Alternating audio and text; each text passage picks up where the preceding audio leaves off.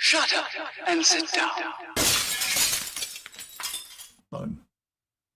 There you go, folks. Yes, hello. And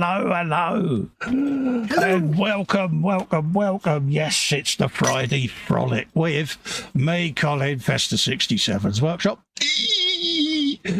And little Miss Fauntleroy Knickers there, Fox, the model making guru. And I'll get back to him in a minute because I'll get back to him. But anyway, thanks for all the messages again whilst I've been out the loop, folks. Massively appreciated. I got a huge lift out of it. It really did help me out and get me back. So big thanks to all of you that took the time to get in touch. And hopefully we don't get too many blips, but I can't guarantee it. It's just how things are now, folks, okay? But from the bottom of my heart, a big thank you to every single one of you that sent me really positive vibes. I needed it, and it really did help me out. So big love and hugs to all of you. And that not only comes from me, that also comes from H, Lex and Cal as well. So Right, the most important things first. If you'd like to help me out and keep this alive, I had to do a lesson as well, folks, to remind me how to do this because it's been a while and I'd forgot. And luckily, I keep notepad stuff on the desktop because my memory is notoriously bish nowadays. And so me and Fox had to do a quick practice because I couldn't remember how to do it. Anyway, moving on. If you'd like to help me out and support the channel, consider patreon.com/Festa67's workshop, or you can click the join button below this or any of my other videos and become a channel member. Or there's a $sign on the bottom there, middle circle with a $sign in it. Cole, you just said that. That's a super chat. That puts your message in the screen in a big box and you get a bit of the old air guitar. Really helps me grow the channel, helps me keep it coming, and it helps to pay for all of this lot. So yes, scrolling up, dear, scrolling up. Take a mental note of this. Oh no, I'm just going to have a quick look at you kids in the chat, folks. There's a big wall of blurb there at the beginning from me. That is all the affiliate links where you can save yourself a few quid on your tabletop gaming stuff.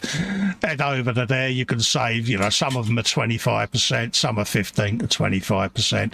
I get a little bit of commish for the recommendation, but you actually get the discount and it helps me out. There's also a Scalemates link in there because I'm on Scalemates. There you can become a mate and you can see what I've got in my stash. I just generally be nosy as to what I've got in there, folks.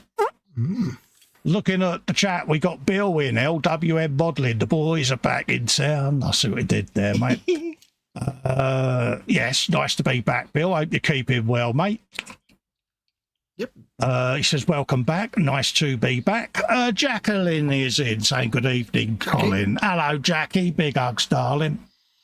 The legend, the man with the mercurial beard, Captain Birdseye himself. Marcus is in with some thumbs ups and some Marcus emojis. Hello, mate. How you doing? There's emojis, aren't they? Yeah, there's a new name in there. Quinn Stars KA.Models is in saying evening all. Hello there, welcome to our Friday night shenanigans. We just I nearly said the wrong word then. We just sit here and shoot the breeze. That's what I wanted to say. You kind of pulled that one back nicely quickly there. That was proper handbrake applied there, mate, wasn't it? That was quicker than the little kitty falling off a roof. Yeah, I know. It's a dog. You're so in love, aren't you? I am, mate. I want that pussy. That sounded wrong. I want that cat.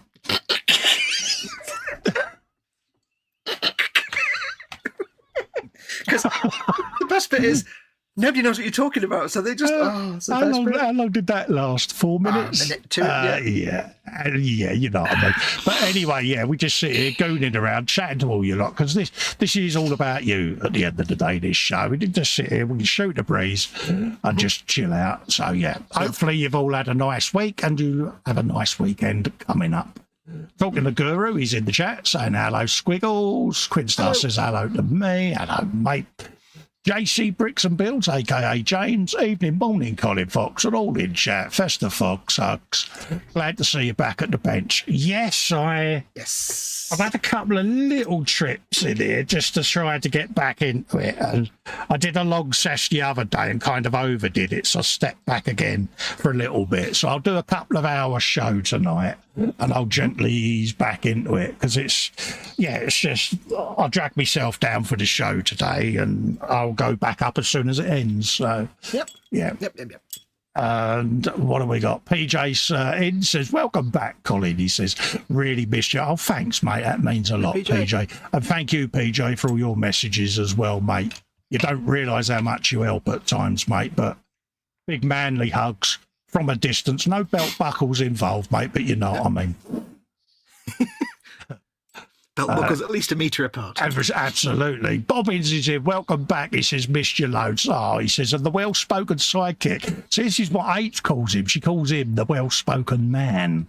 Yes. Anybody who knows Mass Effect will think about the elusive man, but yes. Absolutely. The lovely Natasha is in, crafting Budgie Mama. Hi, Colin, Natasha. panel and chat. She said, missed you, Cole, and hope H is okay as well. Yes, hand recovery is fully done now. She's back to applying the tea towel to me. So, yeah. And dare I say it, she's got worse with it. It's like a whip, like Indiana Jones is. Oh. Yeah. Have you had a hib slap yet? No, not yet. I've not had one of them. She's been a bit concerned about me, so she's left me alone. Yeah. But I did try to say to the doctor, I said, where she keeps giving me too many blows to the head. He looked at her with the look of death, and she just looked at me. He said, please tell him you're joking, love. I said, she's told me I better say that, because if I don't, when I get home, she'll hit me again. Next thing you know, you're getting all his home visits scheduled. Yeah, but he didn't quite get the humour. I could see he was like, if he's not your regular guy, you'd be like, oh. yeah, he was the serious doctor. Anyway, Sarah Jane is in. Hi, Colin, big hugs. Popped in the thumbs up and say hi before turning in. Have a good one. Hello, Sarah Jane. Lovely to see you in, and thank you as well for your email, love. It really was a boost. So again, thank you. Natasha says, Colin on my big screen. I'm glad it's bench cam you're seeing and not face cam, because you really wouldn't want to see that on your big telly, love.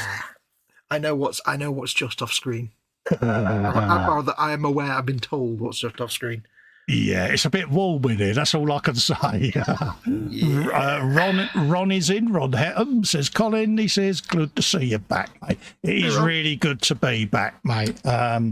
Yeah. So, anyways, how are you, mate? How's me mum? And above all, are you going to tell the viewers about the fact that you're Captain New Knickers? I don't want to talk about my knickers to the audience. Yes, it is me. Hello, what am I talking about? Oh, yes, I'm fine, thank you. Yes, Mama Wolf is absolutely fine. I know you don't really care about me, but Mama Wolf is fine. She's gone to bed. So I have to talk a bit quietly. This is the bloke, by the way, who's wished me happy birthday 3 times today, and my birthday ain't till Monday. Just saying. Somebody, for some reason, put his birthday in my calendar on the 12th. So he's already had a present sent to him for today, and it's like... I was born the same day as Adam Savage. What more can I say? What more glory do I need than that? I know. That just defines your entirety, that does. Yeah. Makes me feel so much better about myself. Yeah. So it's good to have you back, buddy, because, you know. Absolutely. And a big thanks to you as well, mate, because, you know, you've reached out when I needed it. And, big thanks to you, mate, and thanks to Mum as well. Yeah, I mean, not everybody knows that me and you are buddies in real life, so you know we hang out. I've been hanging out and stuff. So He kind of knows when I go off grid for more than 72 hours. There's a yeah. Although you have to admit, I've got to the point now where I don't panic and send you hundreds of texts. I just kind of leave you to it and wait for you to come back. That's it. You know, it happens. I've got better. Yeah. Oh, yeah, you used to bombard me, didn't you? It was like, dude. In the old days, like, where are you? Where are you? What are you doing? Are you all right? You all right? Where are you? Now it's just like, not heard from him in 3 days. Yeah, he's probably fallen down the stairs. He'll be back. Yeah. I remember once I hadn't heard from him a couple of days, and I sent him one saying, are you doing bobsled down the stairs again? No, I still come down the stairs on my touche, mate. I don't trust walking down on my legs anymore, mate. So, I haven't used legs on the stairs for a long time, mate. Yes. Once bitten, twice shy, mate. You know what I mean? Yeah, you don't want to do that twice. It's not fun when it's struggling on the stairs. I have to go up and down the stairs with Mama Wolf, and it's just like, it's just. Well, yeah, with all the fusions and that, you don't need injuries to the back. What am I doing? I hear you all ask. What are you doing, Festa? I am doing the Revell Tiger 1 with full interior. Ooh, this was what I was going to stream the other Friday, and everything went a bit bish, didn't it? So, James has been a member for 42 months. Hello, mate. Thank you for joining and all of that lot. 42 months, mate. The answer to life, the universe, and everything. Number 42. Oh, that's better. Well, spotted Sarah Jane. Yes, it's a Tiger 1, my darling. It's been in your collection for a while, hasn't it, that one? I bought this about 6 years ago, maybe a bit longer. Well, no, actually not that long ago. About 4 years ago, I got a deal on a load of Revells. So I bought 3 of them at the same time from this particular supplier. I can remember Sergeant Bones at the time was like, "You got all of them for that price?" He said, "I really hate you now." And I was like, "Sorry, geez." So, it was basically a shop that was shutting down, and he just basically, I remember that. It's been sitting in your stash going, "Please, Bill." It has. At the time I was working. Well, it's got to be longer than that because I was still working when I got these. I'm sure I was, But anyway, long story short, I got a deal on them, and finally nice to get round and do them. 2019.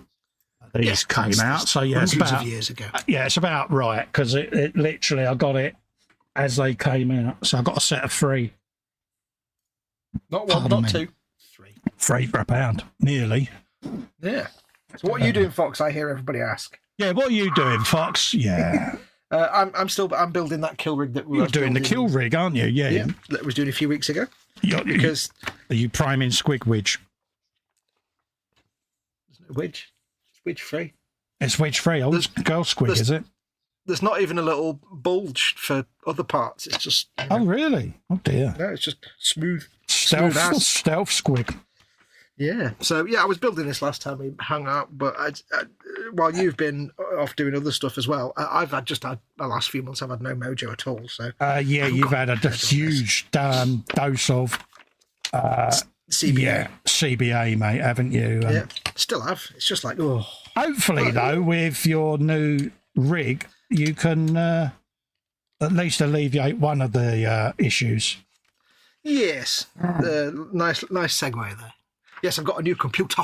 I know. See what I did? I've got a new computer, my Bob. It's 1 billion times more powerful, and it means I can do things like when me and Festa normally do this stream, my computer's going with the fans. It's just silent now. It's just absolute silence because this is nothing for this new computer. Exactly. So I've got some videos ready for editing. I'm waiting to get that. Sarah Jane says, "I'm still upset at that car you got so cheap." I know. I did a deal on that, didn't I? Yeah. I know which one that is. Yeah. Yeah. I've been lucky. I've struck when the iron's been hot with a few deals, and I've had a good run on some models. Yeah, never look a gift horse in the mouth when it presents itself. It's just I'll have that. Absolutely the right thing to do.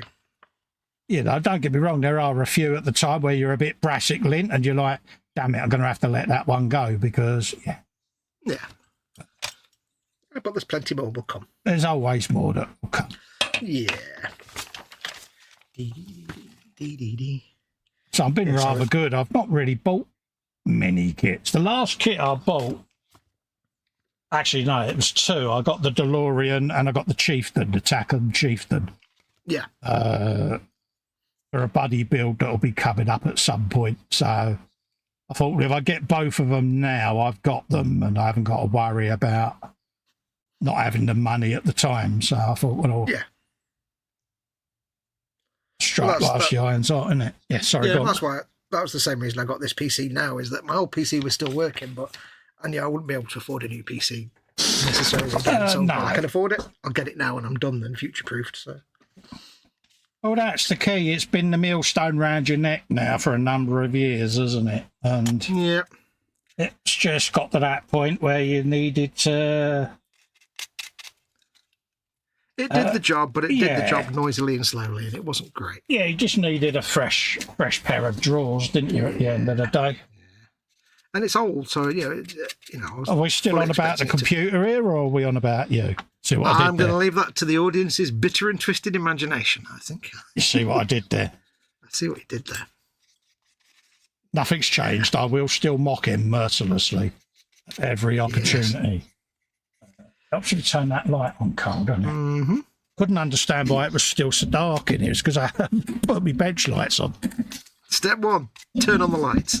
Step 1, remember how you did it, Carl. It's been a while. It makes sense to be a little rusty. Bobbin says that's a big angry moggy. Absolutely. Don't forget as well, folks, bench, belly and a beverage. And biscuits. What's on the bench? What is in your belly and what is your beverage and biscuits of choice? Le beverage du choix. Absolutely. So yeah, all I'm doing on this today is I'm just going around chopping off bits and building little sub-assemblies. And then they're all going in my little case of professionalism, see? Ooh. Because, yeah, why not? Very nice. So, Case of professionalism. I love that. yeah, it's basically all my little sub-assemblies and things go in there, wheels, track links, and yeah, so, yeah. That reminds me of TK when you couldn't remember what, a maths triangle, like you get in a maths set. You couldn't remember what it was called, so he called it a triangle of mathematics. Good man. That works. Whenever I think of TK, I think of... The headphones. Yeah. Yeah. Oh, yeah. Yeah, that noise, it's like, yeah. TK, yes. if he's watching this back, he'll understand and he'll be calling us both names. Oh, yeah. Oh, yeah. Well deserved, but true. Oh, it was so funny. He's never lived it down. Yeah. Rule number 1, when wearing a gaming headset. Yes, switch off the microphone. When you're not gaming, don't have the headset on. When you're doing anything other than gaming, shh. Yeah. It was so funny, bless him. Yeah. Well, I think he used to go out for a cigarette, didn't he? And stand outside with his head and keep talking to us. So he kind of forgot.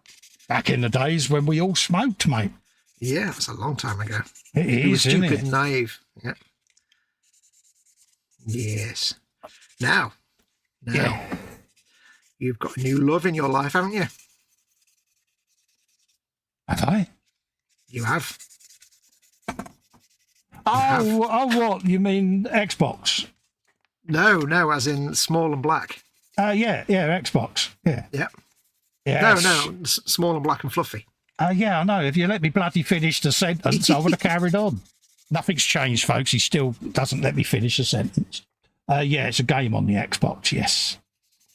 I may have maxed out all the achievements already as well. But I'm still playing the game because why not? You can get the achievements in 2 days. You just bam through it. Absolutely. It's one of them, but I'm at that stage with it now where I just randomly climb buildings just to see what's up there. So I've got to go up there and I'll send you the screen capture of when I was at the top of the tallest building and it was like... Yes. Yeah. Yeah, you were lounging around. Yeah, just lounging around. It's basically a game called Little Kitty Big City on the Xbox. It's a kiddies game, but hey, I'm 5.5. What can I say? And I've had many an hour's fun with it since I've been back home. So yeah, it's an adorable little game, but it's even more adorable when you're hanging out with Festa on Xbox Live and you're playing a game and he's playing that. Because when me and Festa hang out, when I hang out with Festa on Xbox Live, we're not talking. We're not talking about stuff. No, I'm sitting playing my game and I'm listening to him narrating his game. It's great. I love it. I know. It's terrible, isn't it? He's having conversations with all the NPCs. Oh, yeah. I was having a chat with a duck. Hello, geese. How's it going? All right? Quackers? He's like, what are you doing? I said, I'm talking to the duck. Dave the Duck. Yeah, Dave the Duck. Genuine conversation. Yeah, I was proper happy, mate. What was the crow called? What did you call the crow? Russell. Russell, that's it. Because why not? Russell Crowe. Because, yeah, obviously. I know. I need to get out more, don't I? No. Yeah. But it's like, dude, you do realise you are sitting here talking to yourself. I went, something I do. When I'm doing the hunting game, I'm chatting to Gary, you know. Yep. But it's like, I said to him, people are going to love watching you play because this is why people will love watching you stream gameplay, because you'll just be yittering away while you're playing the game, and it's very captivating. Yeah, I sit here even now and I'm like, who's going to want to watch me play a game? But you were saying it's not the game they're going, it's just the fact that you're sitting there talking complete nuttiness to all the characters in the game.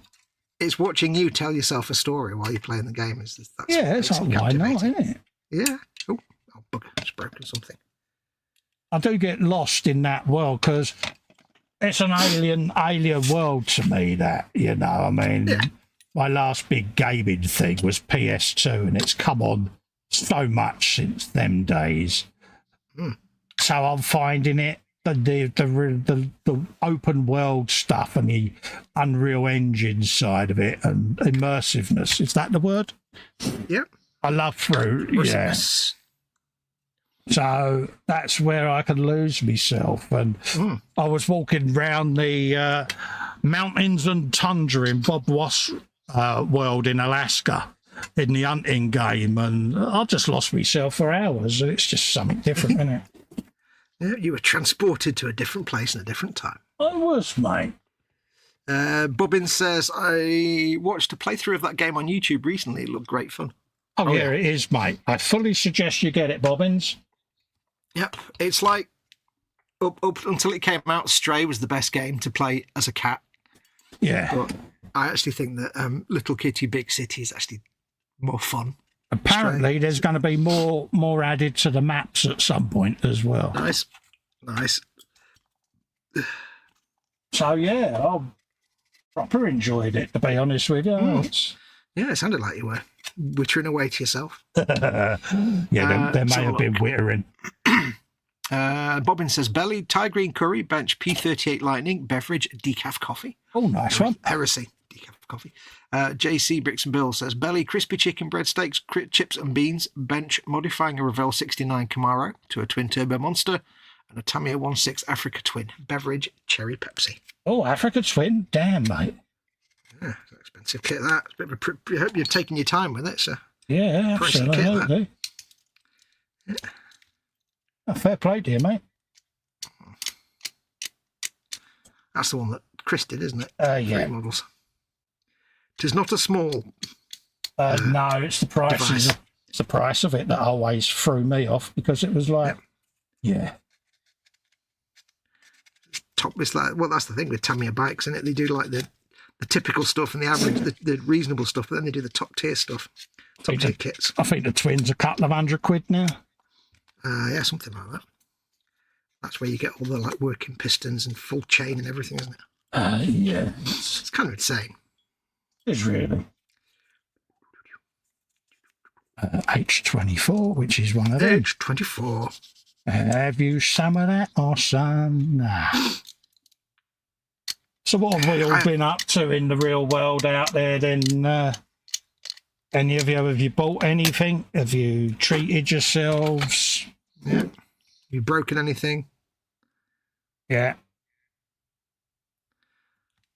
What adventures have you been on? Exactly. I had the strangest dream last night. Oh dear. Somebody was trying to convince me, with no success, that somebody else, an actor other than Leo McKern, could play Rumpole. Oh. And I was like, no one else can ever play Rumpole because it's Leo McKern's role. He is Rumpole. That can't happen. And they were like, no, but what about this? And I was like, no, what about this guy? No. And I was like, no one can ever play Rumpole. Don't even try. It's one of those I'm surprised they've never done a reboot of. But that's probably the reason why, is that they couldn't. Is he still around, Leo McKern, or has he gone? Nah, I think he's gone for a few years now. Oh. But the thing is, he's one of those rare things where the actor that plays him epitomises him so well. Yes. That he ends up just becoming. It's like the Thingy Suchet and Poirot. He is Poirot. Oh, yeah. To the point that the Agatha Christie estate actually say basically he is Poirot. He's the best. Jeremy Brett with Sherlock Holmes. So, yeah, no one could be Rumpole. God, I haven't watched that for donkey's years. I need to go back and rewatch that sometime. Is it on iPlayer? Is it iPlayer? No, I found it on somewhere at some point and watched all the episodes in exceptionally low res. It was like a trip back in time. It's so delightful. Oh, right, yeah. There's not that many episodes, though. No. It's one of them shows, isn't it? You know, you think it would run for season after season, but it didn't. There's like 10 episodes or something. It's a bit like Faulty Towers, wasn't it? It was only 20 episodes or 18 episodes of it or something like that.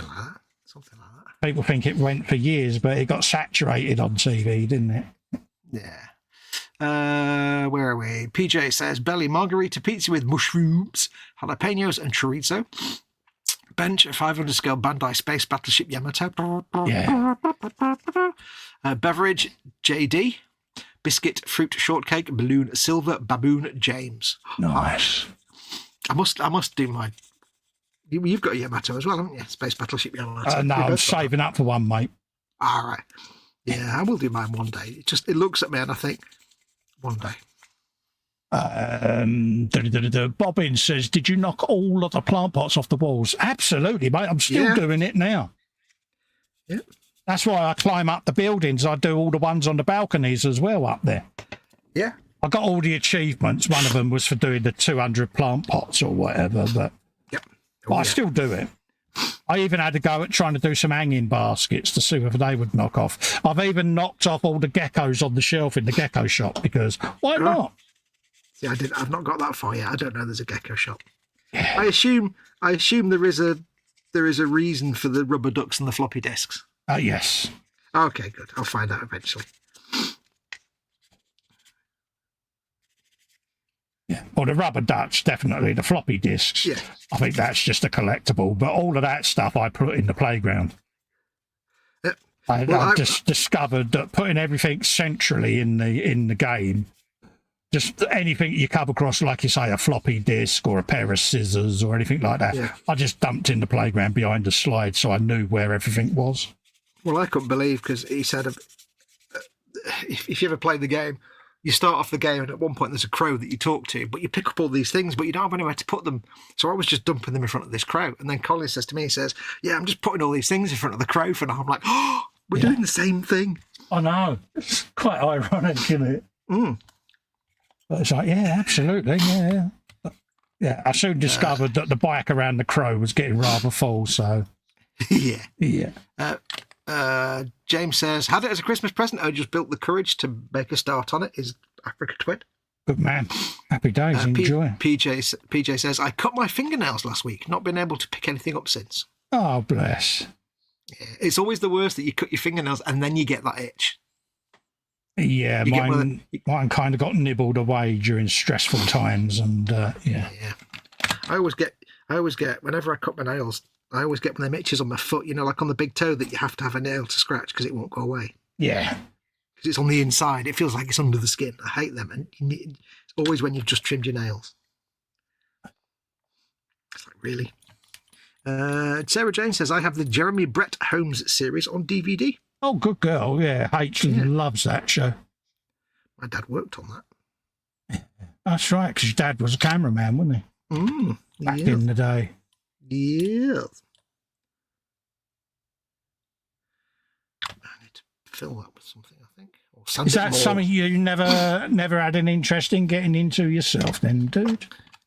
No, I mean, I often say whenever I try and use a camera, I always joke and say my father would be like oscillating wildly in his jar right now because my lack of photographic skills is so intense. I just thought being that Dad was in that thing that it might have been something you would have gone for. No, never really thought about it. He said he did try to teach me photography once or twice, but it didn't go anywhere.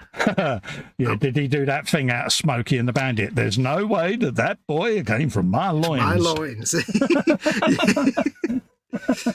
Yeah. No, I think when I got to my teenage years and started thinking about things, I was into my writing music at that point. So, oh, yeah, you discovered all the musicalness, didn't you? Yes, I wanted to become I wanted to be Jean-Michel Jarre. I didn't want to be my dad. So that never happened, by the way, in case you're interested. No, I mean, I gathered that by the fact that I've not ever heard you referenced as the new Jean-Michel Jarre. So.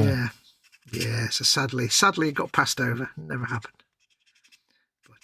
Yeah, so no, I'd never thought of that, but yeah, I never took on the photographic knowledge. I'm useless at it.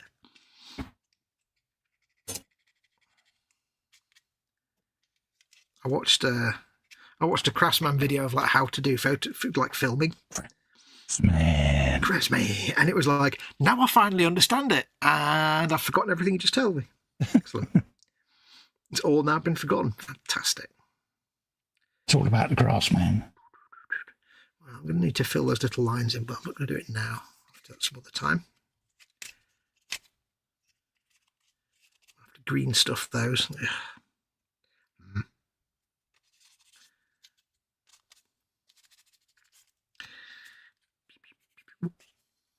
I have done that one. Yeah, carry on, mate. No, I was about to read a comment, but chat hasn't moved. I've already read it. I was about to reread Sarah Jane's comment.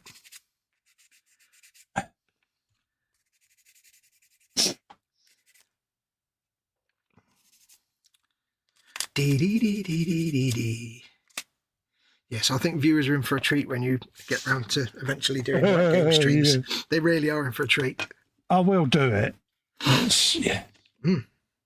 I'm still debating whether to set up a gaming channel, dedicated YouTube gaming channel, and do it there, or do I just keep it on this one? I don't know. I haven't decided yet. Because I think, like, most gaming channels, like when I do mine, I'm talking to the audience while I'm playing. Yeah.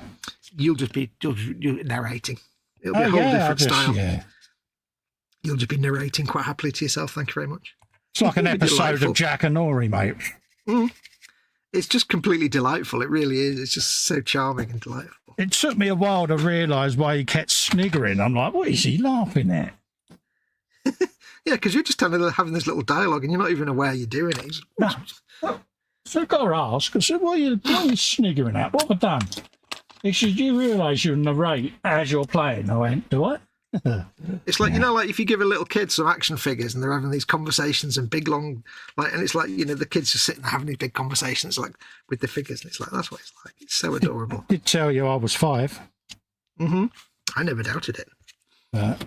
No, I just immerse myself in the world. It's weird, isn't it? Nope, it's good for you. That's the thing, you know, when, you know, people that deal with me, cognitive stuff, the neurological stuff, you know, they're like, yeah, it's a good way of getting your hand-eye coordination going and your brain working, and yeah.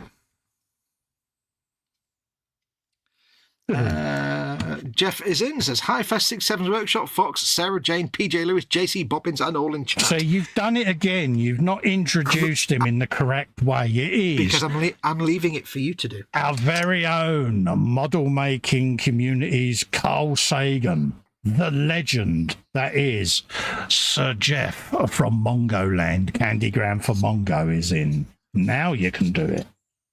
My fundamental premise about the brain is that its workings, what we sometimes call mind, are a consequence of its anatomy and physiology, nothing more. Yes, I thought I'd leave the introduction for you. Oh, yeah, because, you know, yeah, if I could bow, I would have bowed, but I probably would have expelled a man puff, and yeah. It would have been like a we're not worthy. Yeah. Man puff. I like that. A man puff. Yeah. I need to do this without gluing it on. So we got a bit of that. We got a bit of that. Have you some of that? Have you some of it? So hopefully you've been keeping well, Jeff. Lovely to see you in, mate. Been a while, I know, but yeah. Pardon Or me. crocodile. Oh, look at that. Burping indeed, I say. Yeah, must have a slurp of me tea in a moment. Yep. Yes, I've been setting up my new PC, getting everything working. I know, look at you with your newness. It's all exciting. It's all exciting, except it won't play videos from anything other than YouTube and off the hard drive. It won't stream like Disney or anything like that. I don't know why. Some weirdness somewhere. Yeah, just need to play with it a bit more, don't you, mate? That sounded wrong. Steady now. But the thing is, right, it's one of them with all the lights inside it and stuff. Oh, it's with the tubes and the spinny fan lights and things. That it's completely useless because it's a sealed case. But sent me a picture and I'm like, that so needs a paint job. Yeah, it does. First thing I thought of, it's got to be painted. Needs paint. Well, I've taken the sides off now anyway, so. Yeah. How's that going to go? Is that going to go okay? That's going to work perfectly, I think. Perfectly. You've got flat spots on the tyre, so I need to make sure they're actually on the bottom, matron.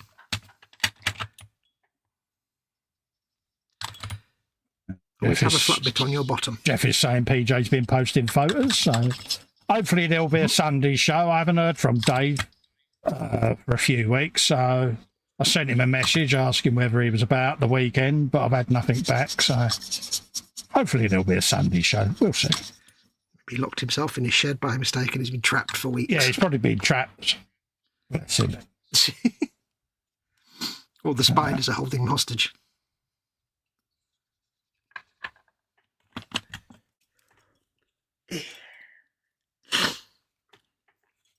Can you imagine, like, doing a paint job and coming in the next day and finding, like, little footprints in your paint? Yeah. Because of creatures. I did that once. I let something dry outside on a shelf.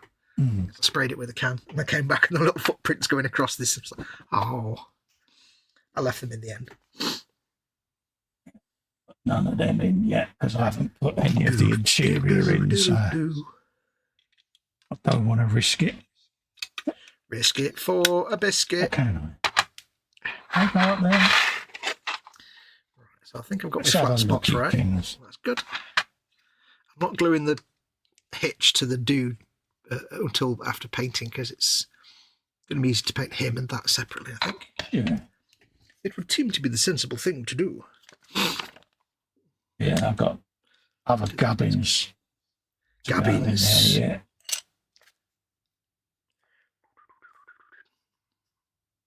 That goes down in 14, there. That goes down in there. Yeah.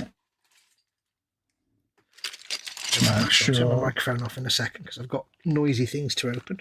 That's all right, mate. Do what you got to do, mate. Yeah, so I've got all of that gubbins to go in there, so that's a sub-assembly.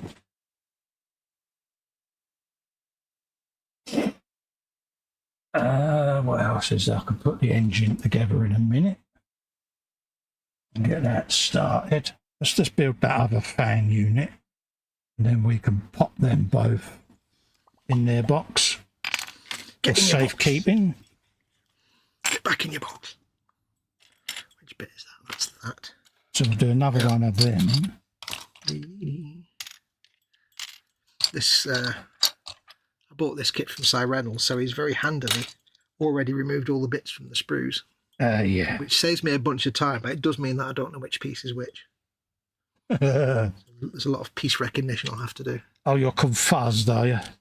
Well, I'm sure I can figure it out. Can't be as bad as the Stomper, just saying. Yeah, no, it's like less instructions would have been better with the Stomper, to be perfectly honest. Yeah, the instructions were biblical bish, wouldn't they? Let's be honest. It would have been better if I just not even looked at the instructions. Okay, there's that, and that. That's the radiator, that's the fan. And we'll do... You need fans. So what you did there, Max? See what I did there, didn't you? I did. One of them. One of them. One of them. Try not to drop everything.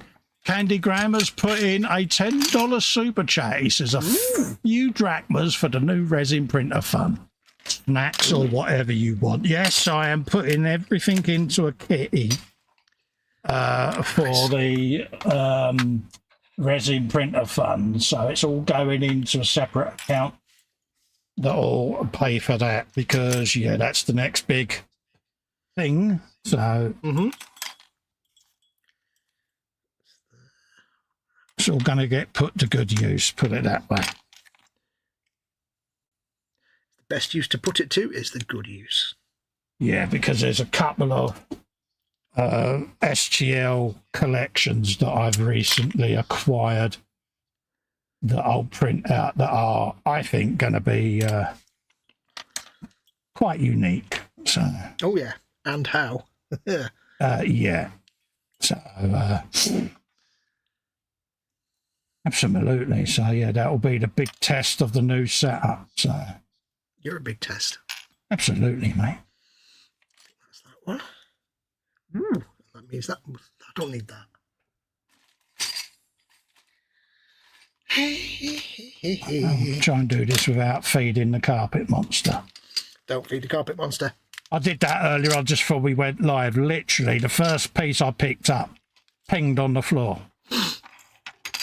Still to be located. Never to be seen again. And they set sail from Liverpool. Absolutely. Yes. So if you notice a tarp folded up on the interior of this tiger tank, you'll know that it's hiding the fact that I never found the piece that I lost. Yep. You can always hide your crimes with a tarp. I said tarp.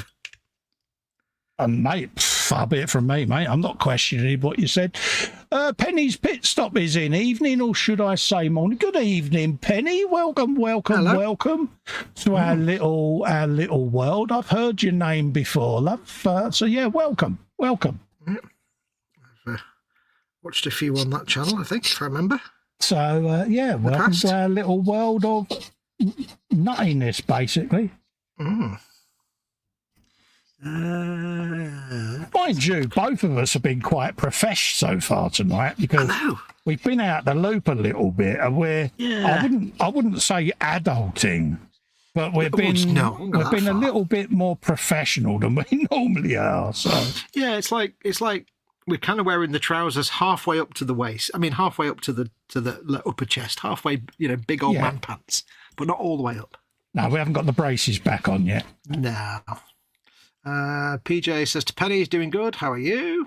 Penny says, good. Start me your job in a few hours. For some reason, I'm bricking it, even though it's a job I'm experienced in. Oh, nice one. Well, congratulations, Penny, on your new job. Yes. Good luck. Yeah, hope it goes well for you, and I'm sure you'll do marvellous. Yes. You've probably seen me when you were on the other people's streams. That's how I found you, he says to you. Yeah. Yes. I think I've Oh yeah, I'm sure I've seen you on with Connie and Lindsay, and yeah, I'm sure that's where I've come across you before. But welcome anyway. It's nice to see you come in and say hi because it just helps us grow and adds to the community. That's what it's all about. Community spirit, unity in the community. That's what it's all about. Community chest. No, do not pass go. Do not click. Yeah. Hey, I tell you what I did the other day. I was very brave. And I thought, you know what? I'm going to try an Assassin's Creed game.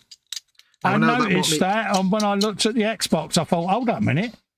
You're playing the game that you criticise the most. Yeah, well, because I've tried some Assassin's Creed, and they're the kind of games that I start them and dump them within about 5 minutes. I hated them. Yeah. And then I read this thing that in 2 of them, I think Odyssey and Origins, you can actually have a mode where you just walk around the map. There's no game to do, and it gives you little sort of tours and gives you historical information. Yeah. So I'm like, well, I fancy doing that. So I downloaded them. They're free on Game Pass. Yeah, it's what Lex does. Yeah, and I did the little tours, walking around ancient Greece and ancient wherever the Egyptian one was set. And Egypt. No, well, it was, but it was also North Africa as well. And there's a bit in Rome as well. And I thought, okay, this has been quite good fun. Go on, then. I'll try the game. I'll try it. I'll see if I can, because I've tried in the past and I've bounced off them instantly. Yeah. So I loaded up Assassin's Creed Odyssey, I think it was. Okay, let's give it a go. Ubisoft did not disappoint. Yeah. Because what they did was they said, right, we're going to teach you a control system for your character. Now, what you need to do is take every control system you've ever learned before in a game and completely ignore all that, because none of these controls are intuitive at all. Also, here's 3,000 enemy soldiers coming straight at you. Yeah. And I'm like, what? And it's like, you expect me to figure out non-intuitive buttons whilst fighting hundreds of enemies and things popping on screen saying press this and press that go away too fast. It was deleted. I lasted 2 minutes. I sat and watched my boy playing it because he's basically played every iteration of the game since it was released. Yeah. And I said, I've got that on my Xbox. I said, I'll have a quick look on it. Once I stopped being able to see physically his fingers and thumbs and what they was doing, I'm like, yeah, that's not how I play it. He went, yeah, he said, he said, it takes a while. He said, but I've been playing this since I was a kid. But it's like, I don't know what it is about them with their Assassin's Creed games. Like the guys that make the Far Cry games, they know how to ease you into it and teach you the controls slowly, carefully. But these guys, Assassin's Creed is like, please pay attention to all these silly controls, but also there's other things going on. And also you might fail. Keep in mind in this training thing, you've got hundreds of guys coming at you. You've got to learn non-intuitive controls and you have a health bar so you can die. Yeah, pretty much. That's what I was saying to you before. Any game that you continually keep dying in doesn't really float my boat because I'm trying to learn. Yeah. To me, a golden rule is you should never have a fail state in a training sequence. It shouldn't ever happen because it just demotivates the player. But so I was like, and I thought, if they were just regular controls, it wouldn't be so bad. But it's like, and obviously, you know, this might not mean much to you, but yeah, the attack button is the right bumper. Wait, what? Yeah. Okay. What about trigger? You know, James is off. Catch you later, James. Love to you, Alicia and Shania, mate. Stay safe and well. It's like, right, this is your attack button. And it says, right, now you can do these special power attacks by pressing the left bumper and the A button. Okay. And then it introduces 4 other skills that you can do the same thing, but doesn't tell you what the buttons are. You're having a wibble, you are, aren't you? I am. And then it's like, and now if you want to dodge, press the right stick. I'm like, oh, these are all the wrong controls for it. Oh, no, I deleted it. It's like, if you're not gonna at least stick to some established conventions of controller use, just no. Goodbye. Don't try and teach me in the middle of a battle. Are you done, dear? Or is there more? Is there more left? No, there is. I can't believe I fell for it. You know, for the Ubisoft trap again. Well, I laughed when I saw it. I thought, yeah, he's going to last 24 to 48 hours before that's removed again. Yeah. Because it was on mine, and it was like, yeah, I'll come back to that.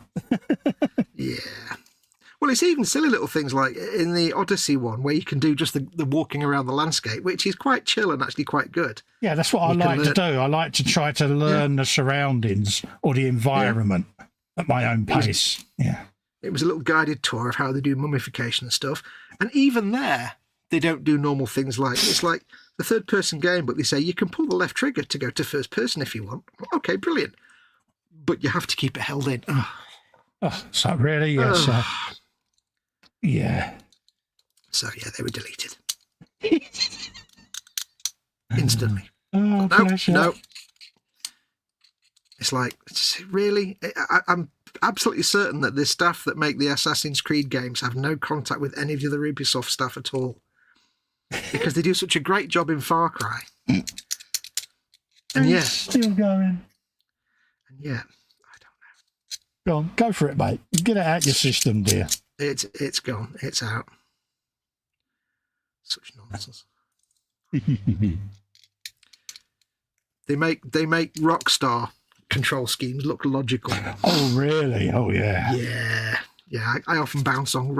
I don't bounce off Rockstar games like GTA and Red Dead Redemption. Yeah. But I never get that. I never enjoy them that much because I'm constantly having to think about what buttons I'm pressing. I can remember that from my PS2 days, mate. Yeah. There's just too many buttons. Yeah. Or rather, too many control options. I've always thought to myself, the minute they start doing that in a game, it's because they couldn't think of anything else to actually include in the game. Yeah. It's Well, like, the bad thing that Rockstar do is they have this habit of having a button that does a thing, but then when you're in a different situation, it does a totally different. Like, you know, it might be like press X to reload your weapon, unless you're on a horse, in which case press Y. Wait, yeah, it's like why? Yeah, why? Or, you know, press here to do that, but in a different place, they just make it too complicated. It's like you could just simplify these controls so much. Yeah, if you're going to designate a control for a function, keep it like yeah. We are a right pair of wibbly old hens, aren't we? We are, yeah. It's because we know what we like and we like what we know, and if you don't do it like that, then you're just wrong. Yeah. Oh, excuse me. It's like, Rockstar, why do I need to press a button to move forward, to run? Yeah. You know, most games have been doing it just with the stick for like 20 years now. Come on. I don't need to press A to run. I just need to move the stick more. Oh, let's just check. Make sure I'm doing that right, because they are handed. Let's have a look at chat. Oh, while you're doing that. Penny's Pit Stop says, yeah, that's it. I'm a big fan of these live streams, just chilling and messing up. I mean, skillfully working on my next project. Yeah, she's got it. Hey, if you're not messing up, you're not doing it right. We all mess up. That's how you do these things. Absolutely. We learn by ruining. See what I did there? Yep. People like to think that being artistic is a case of having skills. It's not. It's a bit like walking is controlled falling. Art is just controlled screwing stuff up. Yeah.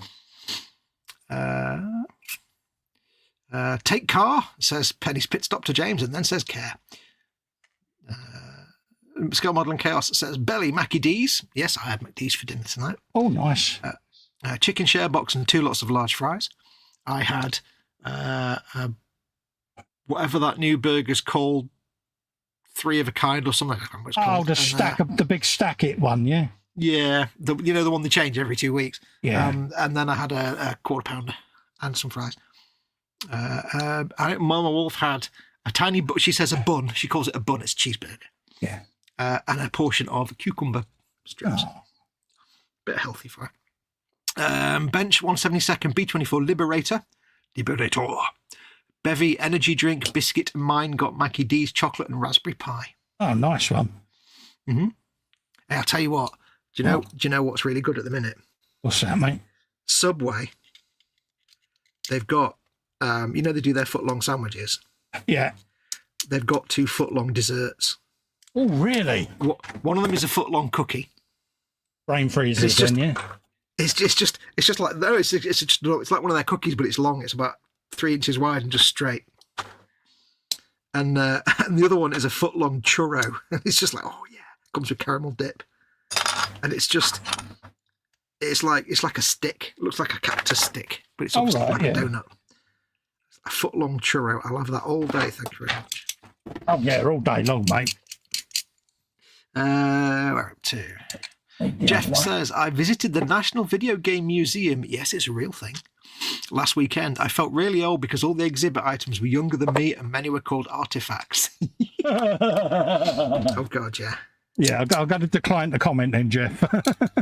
Yeah, it's when you go in somewhere and you see like a Sega CD as an artifact or as an ancient system. Yeah. Or a 32X and you're like, I'm not that old, am I? Yeah, it's like, really? How old do they think we are? And it's when people say things like, I've been playing games since I was 5 and my first game was Halo. And I'm like, oh, God, I'm not that old, am I? Yes, you are. Yeah. Unfortunately, we are all that old. Hey, it's true. If we are doing food, says Penny's Pit Stop, yes, we do bench, belly, beverage and biscuit. Yeah. What's in your bench? What's on your bench? What's in your belly? What's your beverage? And what's your biscuit?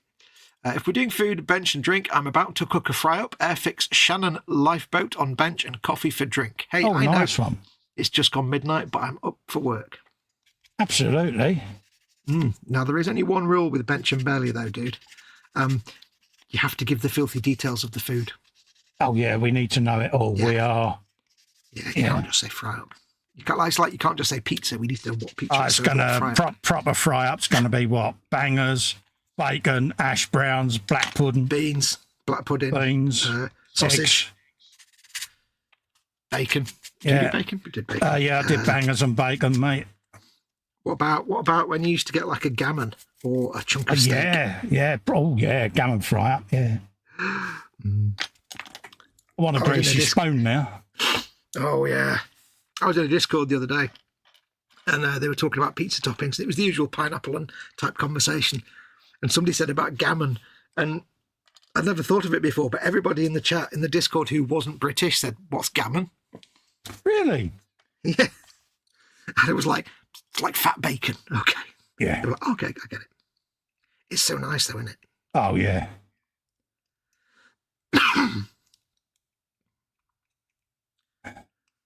Really want gammon now. It's nice as an alternative, isn't it? Yep. I tried once the old thing of taking a gammon joint and cooking it in Coca-Cola in the slow cooker. Oh, right, yeah. And it does work. It's all right, but it's a bit sickly. You can have it once, but you'll probably won't have it again. I did make the mistake once of trying it with Dr. Pepper instead of Coca-Cola. It was the worst decision I ever made. Really? In my life. Don't ever do that. The smell alone was... I do the Marmite on a steak. I love that. Oh, yeah, that'd be nice. Yeah, the smell alone of a slow cooker full of Dr. Pepper and a gammon joint in it was... Yeah. Anybody who works in a pathology lab or a mortician might recognise that smell. Oh, really? It was not a good smell. Yeah, heated Dr. Pepper is not a good smell. Oh, was it? Yeah. It was a bit... Fizzy decomposition. Yeah, it was a bit putrescent, let's say. Yeah. It's a smell I remember from my biology student days. Well, I would say what's the worst that could happen? See what I did there. Yeah, the worst that could happen is that we wasted all that money on a nice gammon joint because we couldn't eat it. It was like, I had one mouthful, I'm like, burp. It wasn't a good taste. Penny says, filthy details. Proper square sausage. Couple of links. Sausages to you non-Scots. Bacon, tatty, scone, black pudding and fried egg. Happy days. Ooh. See, I love a bit of haggis. And yet my wife, who's Scottish, doesn't like haggis. Yeah, haggis is great. PJ says, I want gammon now. Mm-hmm. It's the right answer. Oh, God, I can't remember what. Well, he's got to have a new name anyway. So this month you're going to be called Floella. Floella. So Floella says, I'd just like to take this opportunity to say happy birthday to Colin for Monday. Thank you very much, mate. Yes, I am levelling up on Monday. It's belly button day, so yes. Yeah, as we all know, his birthday's on Monday, and of course not today, because only stupid people think it was today. Only stupid people would send me 50 million messages saying, did I say happy birthday, mate? Yeah. There's me buying him a video game on Xbox Live last night at this morning at 3 a.m, thinking I'm very good. I'm in advance. It's not even the right day. But hey, it's greatly appreciated, mate. Yeah, it's there, isn't it? Yes, I like haggis.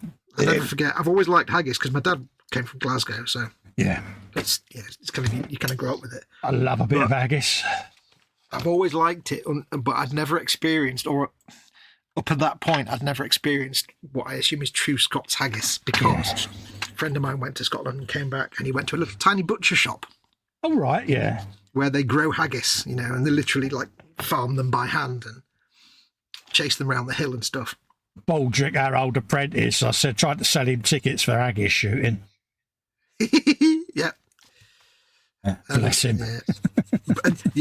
But the trick is you have to know if they're left-handed or right-handed because right-handed have to go the other way around the hill. Oh, yeah, they walk the other way around the hill, yeah. Yeah, left-handed because it's whichever arm you hold the shotgun in. And he brought me back this haggis from this little tiny... He said this butcher was like 1,000 years old. Yeah. And he makes it all by hand. And I had this haggis. And it was a divine flavour. It tasted so strong. Yeah. But I could taste it for about 3 days. It was weird. It got a bit annoying after a while because it was like literally 2 days later and I could still taste it in my mouth like I'd just eaten it. It's like, I don't know what you put in this, but... PJ wants gammon now and Penny says, question for you, gammon without pineapple or with? With? Yeah, it's got to be with. Yeah. With? Pineapple ring on top of the gammon. Yep. That was part of the conversation about pizzas. Well, you can have pineapple on a pizza if you have gammon on the pizza. Yeah. Yeah, with pineapple. Are we wrong? I don't know. No, absolutely not. Anything where it includes more food is always the right answer. Well, it's a treat, doesn't it? Yeah. Oh, there it is. Right in front It's of like, the car. potato is nice, but neeps and tatties is even nicer. Yeah. Carrot is nice, but carrot and swede, more food, even nicer. See? Doesn't always work. Definitely without, says PJ. I knew he'd say that. PJ's just old and grumpy and doesn't like No, nice he's not. He's not old and grumpy, bless him. I'm joking. Love you really, PJ. But definitely with. PJ is a person I would say is particular about his tastes. That's true. End of the day, nothing wrong with that at all. He knows what he likes. Exactly. So you're doing anything nice for your birthday, or you're just chilling and having a quiet day? I don't actually celebrate my birthday on the day, for reasons I won't go into on here. Yeah. So I tend to just go about it as a normal day, and then we go out for a meal, maybe a month later or something like that. Yep. So, and it's Lexi's 30th this year, so we'll do a double whammy because it's his first week of August, so we'll do it that way. So yeah, 30 years old. I was never that young. But yeah, he says I'm officially old. He said I'm 30 this year. I said I want to beat you. Can I be that? Can I be old like that, please? Yeah. They said, at what age do I start making the old man noises? I said, pretty soon, mate. At about 35, you'll start doing a little as you get out the chair. So that's how it starts. Yeah, or when you sit down and think, just rest my feet for a minute. Then you're in there. It's when you start fibbing. For those who don't know what fibbing is, I don't know whether it's a purely English thing, a London thing, or what. But fibbing is, I can't come to the door at the moment because I'm fibbing, i.e. your feet are in a bowl. All right. You have a bowl of warm water on a towel and you sit there in your armchair with your feet in it because your feet ache, and it's fibbing.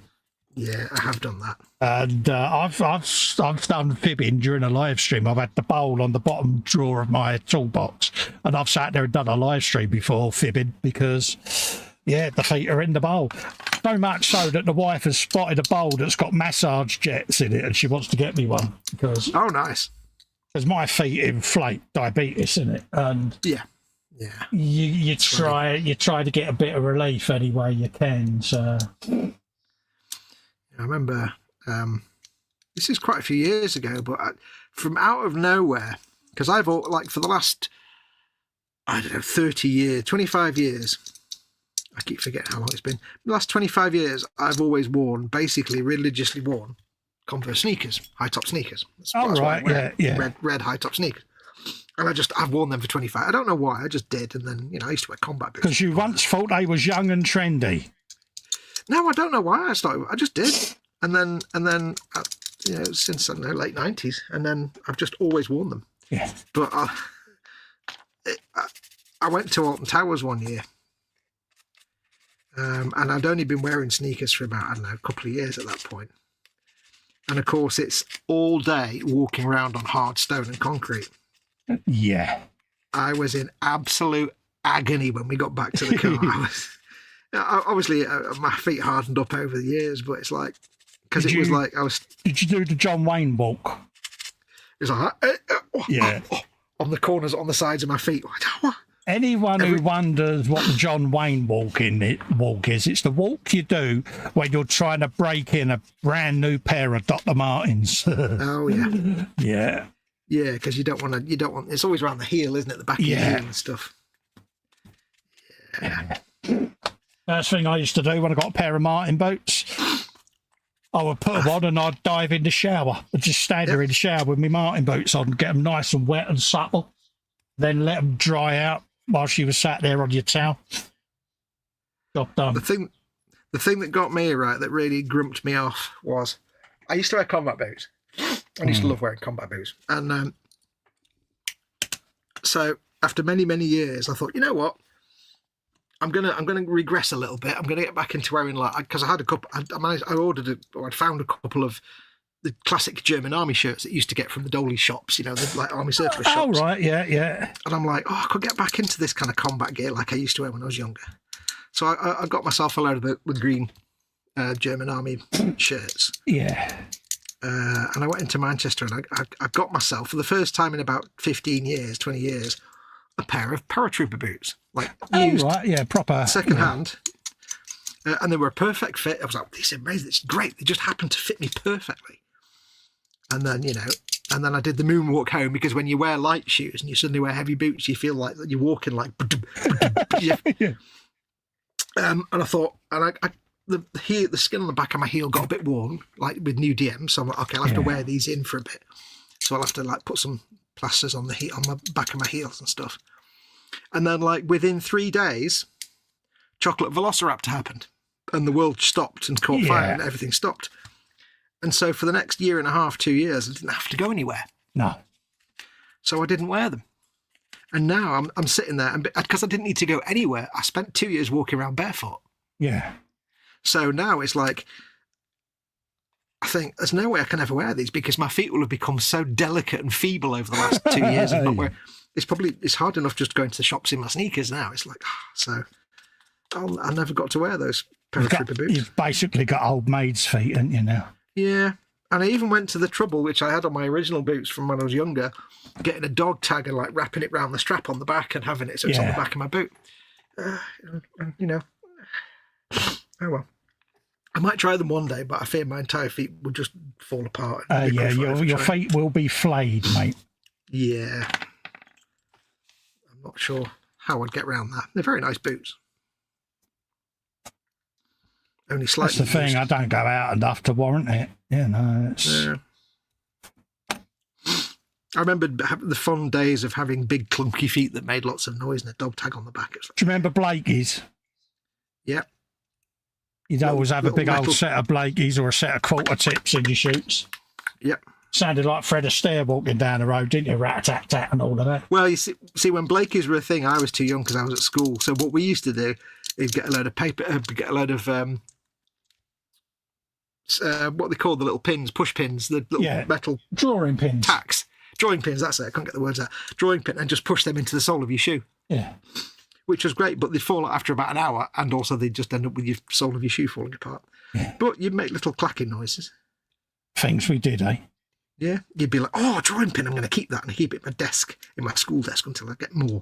Quarter tips will right until you had your first frost on the ground, and then, yeah. Yep. Tell you what I went through a phase of. In the 80s. What's that? And the 90s, when people were starting to wear, you know, like you get people where they've got like a shirt and your shirt collar's like that, and then you have your tie. Oh, right, but then you get like your Premier League footballers and your old politicians where they have the shirt that's like that. And it's like there's the collar, and it's like this big wing collars, yeah. Well, no, it's just like stupid, like almost like, but like Premier League footballers do. It's not, I hated that. So I got proper like shirts with the pointed, and I started wearing the little metal tips on my shirt. Yeah. Don't know why. Yeah, I was never a fan of wing collars, mate. No. I don't know why. They just look a bit Alan Sugar to me. Yeah, because it's like if you've got your tie there, you want your collar like that. Yeah. You don't want this. I don't mean like a sticky out, like, you know, monkey suit wing, but that's stupid. It's just, Premier League. I used to call them Premier League shirts because they just look horrible. Yeah, Mohammed Al Fayed shirts. Yeah, or Tory politician shirts. Yeah. Yeah, or in those days, they were yuppie shirts because they'd be striped with the white collar. They normally came with a Filofax. Oh, yeah, I had a Filofax. Did you really? So did I. I know, but I think the thing is, my mum and dad got it me for Christmas when I was at school, so... Did you have the little set of dividers in it as well? Yep. And all. Fold-out map? Yep, fold-out map of the London Underground, which is great, as I live in Manchester, but hey, thanks, Mum. Ruler. Yeah, ruler. It had the address book, it had the diary bits. Absolutely. It had notepad section. the thing for all your cards, which for me was a Halifax Young Safer account. Yeah. That was it. Back in the days, Filofaxes, eh? And a special little compartment for a single gentleman's product, let's say. Something for the weekend. Yes. Yeah. A protective shoe, perhaps. A conveniently discreet compartment for... Yes, a very small raincoat, so a very small galosh, a single galosh, perhaps. This was back in the day when any fella that went into a chemist to buy them, because that's where you used to get them, would always come out of a roll of sellotape, packet of cotton buds, and it used to be a real stigma buying them back in the day, and then suddenly it wasn't, and I remember when my 18th birthday, and my dad bought me my presents for my birthday stuff. One of them was like a really crappy, cheap wallet. Yeah. But the entire purpose of the wallet was inside the wallet, in one thing was a small item, and that was it. He said, "You can throw the wallet away." Yeah. He said, "There you go. You can use that now." That back in the day was your how can we say? Right, birds and the bees conversation that you had with Dad, the dad talk. That was as close as my dad ever got. It's when they sit down and go, right, son, we need to talk about life. And you're like, oh, my God, he's going to give me the talk. Oh, my God. Because you've already learnt it at school. You already knew. You know. I just remember Ronnie, I was sitting there, right, boy, time to have that chat, the grown-up man chat. And I'm like, Ron, yeah. I'm 36, mate. Oh, bless him.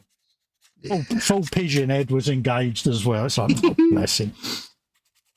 I always remember I never had that chat with my dad, but he tried it once. He was like, "We're gonna." I said, "Dad, I've done it at school." He went, "Okay." I said, "Also, I'm 17." He went, "Okay." Yeah. Yeah, mine was Ronnie, my uncle, because I spent most of my time living there. So yeah, bless him. Mm-hmm. And if you can imagine this big 6'5" door filling Crombie wearing East Ender, right, boy? Somewhere back, yeah. I still giggle when I think of it, you know. Bless him. There's a big wide world out there, son. All right, okay. Oh, bless him. It's like, listen, you know, I've been driving for 3 years already at this point. I know. It was comical. Yeah. It's funny. At our wedding, he was there and he says, like, don't worry, love, you've got nothing to worry about. I taught him everything he knows. I'm like, oh, God, here we go. That's, strangely enough, has the opposite effect. Yeah, she's like, bless him. I went, yeah. I said, bless him, I want to shoot him. I tell you what, though, it's one of the things that makes me glad I was never a parent, because I sometimes think I wouldn't even know how to have that conversation with the kid if I had to. Yeah, I mean, my boys, they was quite young, really, and they was doing it in school, and I'm like, oh, what you got, bit of homework? And straight away it was like, I wish I hadn't asked that question, you know. The one time I asked about the homework. But yeah, we just sat there and spoke, you know. I always had this thing when I raised me boys that if they asked me a question, I would give them a truthful answer, especially when it came to things like drugs, HIV, that sort of thing, you know. There's no point in saying, you know, like Clinton did, I didn't inhale.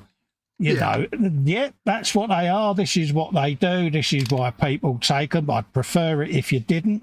But if I forbid you to do it, you're now going to want to go and do it because I said you can't.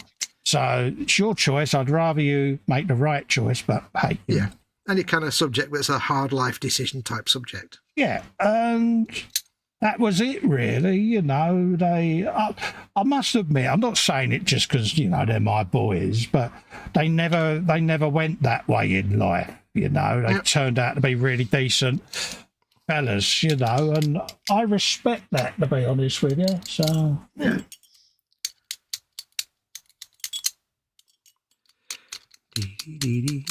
It's nice when people that meet them come up to you and say, yeah, them two fellas over there, especially if they're not blood family and they don't know you're related to them.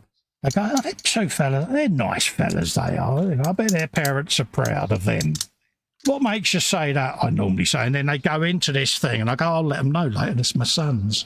And they're like, yeah, now, yeah, you brought them up the right way there. And as a parent, that is lovely to hear. That's all you need, isn't it? That's all the confirmation you need that you did it right. Because I mean, I'm not a parent, but you know, nobody gives the instruction book, and there's no rules, there's no guide. Every situation's different, and even I know that. Even not as a parent, I'm not that stupid. Yeah. And you know, part of me is glad that I'm not a parent because I would be a terrible parent. And, my youngest was more of a challenge. You know, he's a bit like me. He has that. I wouldn't say anti-establishment, but he likes to push the boundaries and that. And so he had a bit of that in him. Yeah, and I just had to, I wouldn't say be more assertive with him because that sounds like I was strict. I wasn't. Yeah. But I did have to give him a little bit more guidance than my elder boy, you know, because... have to shepherd him a bit more than... Yeah, because, you know, Cal is one of those. He's got an addictive personality, so he could have easily gone the wrong way. So I just had to, every now and then, go in and apply a little bit of rudder just to re-guide him. Yeah. Yeah. You know, I knew he smoked weed at the time and that, because as an ex-smoker myself, you recognised the smell. And I used to say to him, look, I've got no problem you doing it. I'm not going to say don't, because I've used it in the past medically. And I just want to make sure that what you're buying is right. So, yeah. That is the funny thing, actually, about being a smoker. Just regular cigarettes for me, but... Yeah. And I assume it's the same for everybody when they're young and they first start smoking, that they think, yeah, my parents won't know because I go outside or I go in the garden or I do it when I'm not at home. And it's like you're forgetting the fact that you actually reek of cigarettes from 100 feet away. Thinking of it. And you're there going, they don't know I smoke. Yeah. It's like, yeah, bless. And you hear that spray of deodorant outside just before they came in. Yeah. A little packet of Tic Tacs rattling away in their pockets. Like, oh, yeah. And then if they got a bit tetchy, I'd say, what's up? You run out of smokes, and they'd look at me, and I'd be like, no, I'm not fucking, you know, I'm not stupid. Steady. When I gave up, Al packed up. Yep. You know, he said, well, there's no point in it. He said, you know, if you can give up after all the years you've smoked. Yep. He said, then it ain't going to be a challenge for me, is it? So he gave up with us, and he's never smoked since, bless him. So I'm happy about that, because I think all parents don't really want their own kids to smoke. But... No. I mean, I smoked for, I don't know, 20-odd years, I think, all in. But I stopped once or twice. Like, I stopped for a few months. I actually stopped, just like, bang, stopped. Yeah, cold turkey. Yeah. Yeah, and I just, no problems at all for about 6 months. And then, you know, Dad dropped off the twig, so that got me back on it. Yeah. And then, and I tried it a few times after that, failed. But then when Mama Wolf, you know, was a bit ill, and she had to stop smoking at that point. Yeah. And I was like, well, if I can't smoke in the house, obviously, if you're not smoking, it's not fair. So I'll just stop as well. And just stopped. Yeah. Because there was a massive motivation then. You felt better for it. Oh, God, yeah, I wouldn't go back to it now. Absolutely wouldn't. I like being able to taste things. It's when you sit back and you think about it and you see the futility of it. Yeah. But I mean, don't get me wrong. I can sit and watch a movie and sit there watching a character smoke and think, oh, it looks so delicious. Oh, yeah. Even though it's not. Bloke next door to me, he uses our little alcove as a smoking room. Yeah, I don't mind that. But every now and then you get a waft through your window and you think, oh. Yeah, because like, you know, you walk past a pub or a bar or something, there's somebody outside having a smoke and you're like, oh, that's a nice smell. But I don't miss waking up with that hawkish smoking cough, you know. No, so. I don't miss lying in bed trying to get to sleep at night and hearing this, like, I stop breathing and it goes at the end of it. I'm like, I don't like that. Wheezing. It's like, I've stopped breathing, but my lungs are still going. It's not good.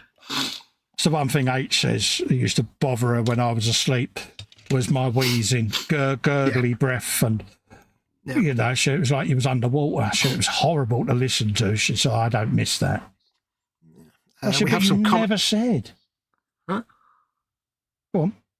Well, I suppose, yeah, it kind of, I suppose it's one of those difficult things. If she said anything, what would it have, it wouldn't have just made you self-conscious, probably, wouldn't it? Because yeah, I'd have listened, you know, it's one of them, isn't it? But yeah, sorry, you was about to say. Penny said, we've got some comments. Penny says, hey, I still use a Filofax, very handy for writing my tours down in. Good for you. Yeah. Absolutely. Peach says, add cooked chips, French fries, to a large oven-proof dish. Place fried egg in centre. Drape gammon steak across the top. Grate stack of cheese on top. Cook in oven until cheese has melted. Enjoy. I want that now. I need all of that. There you go. Our very own Gordon Ramsay, folks. Yeah, but with less swearing. Can you make that happen, please? LWM Modelling is in. Says, sorry I've been quiet tonight. My blood pressure is having a bit of a wibble waiting for the 111 to call sorry back. to hear that, Bill. You all right, though, mate? Yeah? Yeah. He's got a call into non-emergency, so... Yeah, Big all hugs, right, buddy. mate. Well, honestly, Bill, if you're not right, mate, get yourself sorted, yeah? Yep. That's what you'd all say to me. Yep. If you need to call 999, call 999, that kind of thing. Yeah. Yeah. 111 is a great service for non-emergencies, but with things like blood pressure. Yeah, if you're anxious about it, just stick with us two idiots, mate, and, you know, just chat and try to relax yourself, mate. Yep. But, like I say, if you're not right, ring that number, you know that. Oh, yeah. We could sit here and make just soothing noises for an hour or so, couldn't we? Yeah, I could sit here and narrate Little Kitty for you, mate. Ooh, yeah. I'll just sit here and go, Oh. It's the fact that I do all the purring noises as well. I do all of that. He's not just talking to the character. He's not just talking to the NPCs. He's making all the noises. I walk past Gary in the Hunter game and I'm like... Yep. It gives me stink eye. Floella's in the chat. Yeah, my bloodhound gives me stink eye, mate, in that game. Yep. Yeah. Well, that's because you abandoned him for so many times, for weeks at a time. Yeah, he gets the hump. It probably gives me the stink eye. He walks off. I do know that you can't actually shoot your bloodhound because you did it once too often, and I tried to aim the gun at him, and it's like, yeah, you can't shoot your bloodhound in that game. So unrealistic. Then Fox is like, can't believe you wanted to shoot Gary. Absolutely, mate. Yeah. They've been stink eye, mate. I'd have to start calling you Kirsty. That's what he did there. A little bit of politics there. Moving on. If a teenager invests in mints, says Skull Modeling Chaos, and deodorant, they're either in love or they've started smoking. Yes. Yep. Well, they're either in love or they've started smoking or they're out on the shark. One of the three. Yeah.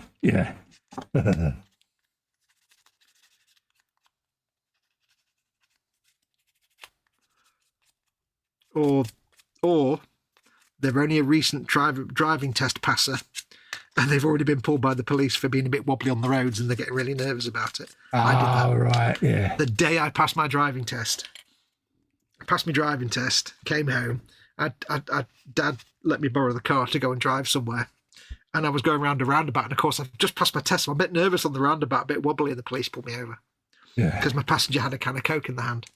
And they said, we just wanted to check because you were a bit over the road and your passenger had a can of something. And I said, I've just passed my test today. They went, oh, right, okay. Yeah. I said, but now I'm even more nervous. It's one of them, innit? That's that.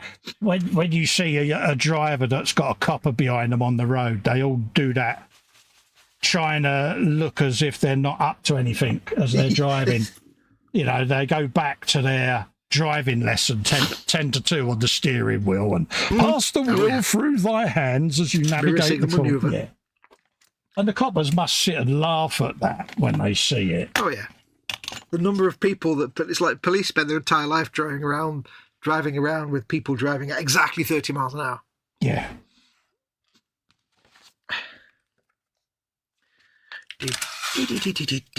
Bits. Yeah, they must sit there and giggle at that. Oh yeah, when they see it. They know it a mile away. Because straight away they're going to know you're up to no good because you're trying to look like you're not innocent. up to anything, and you end up looking twice as guilty. So yeah.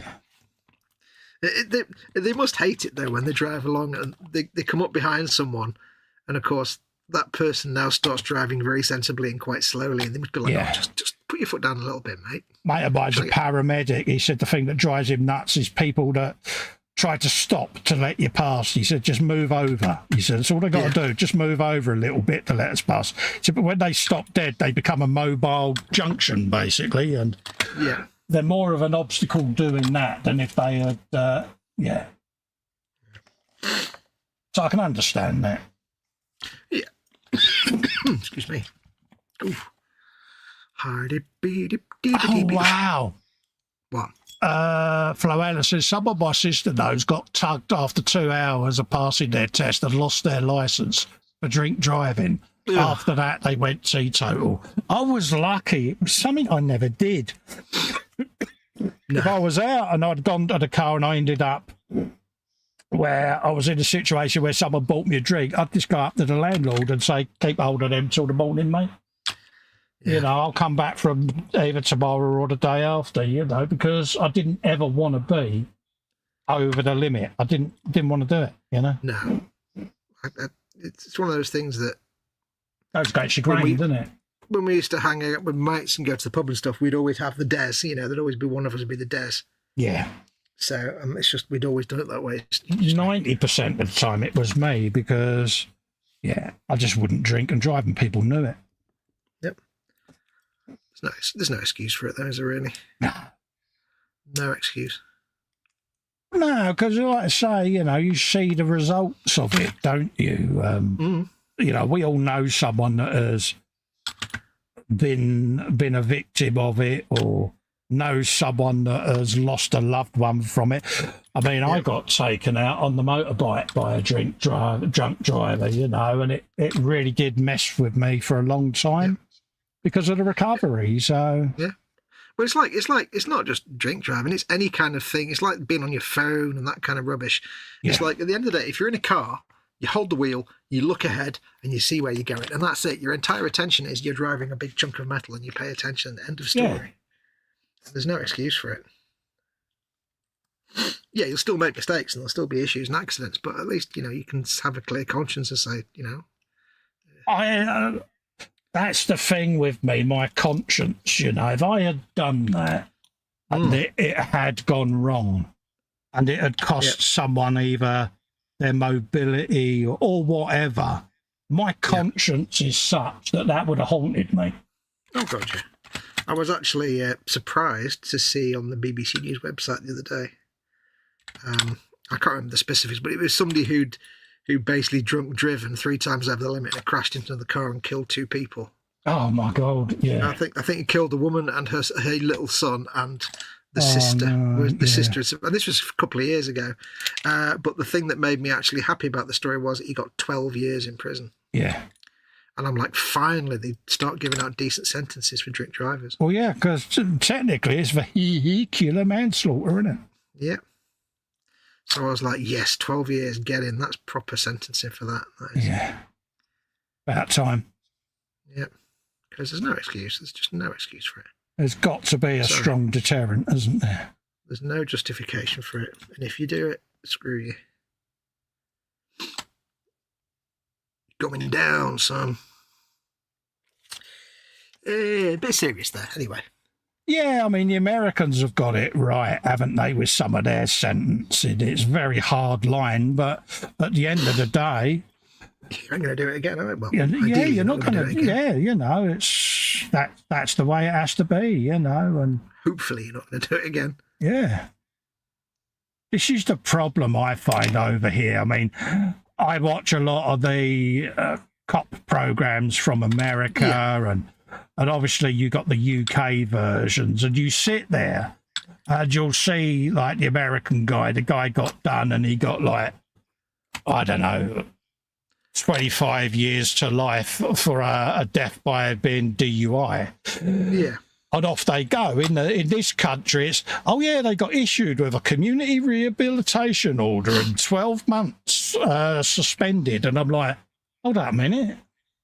If that had been stateside, they would have been undrawn and quartered. Why are our sentences so light? But well, I think this one actually said something along the lines of, I could have this wrong, but it was something like he got 12 years in prison and like a 21-year driving ban.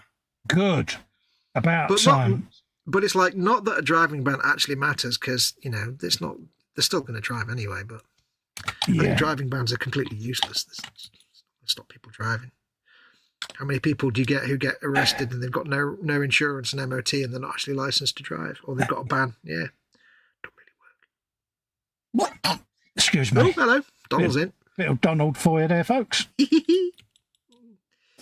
Yeah, I don't know what the answer is, to be honest with you. It's one of them. I think the minute you get done for drink driving, you surrender your ability to ever drive again. Yep. But it should be the way forward. Why would you want to risk it? It costs an absolute fortune to learn to drive. Yeah, and especially if you're somebody who needs to drive for their job. Exactly. So you get these people that say they lose their license for it, and it's like, oh, but I need to drive for my job. And it's like, well, it's a bit late now, isn't it, love? You should have thought of that before you got drunk, shouldn't you? Tough cookies, mate. Off you go. See ya. Don't care. I want to ask people in chat, by the way, if I've looked and sounded all right tonight, if I've not fallen out or anything, because obviously with a new computer, I need to make sure everything's working.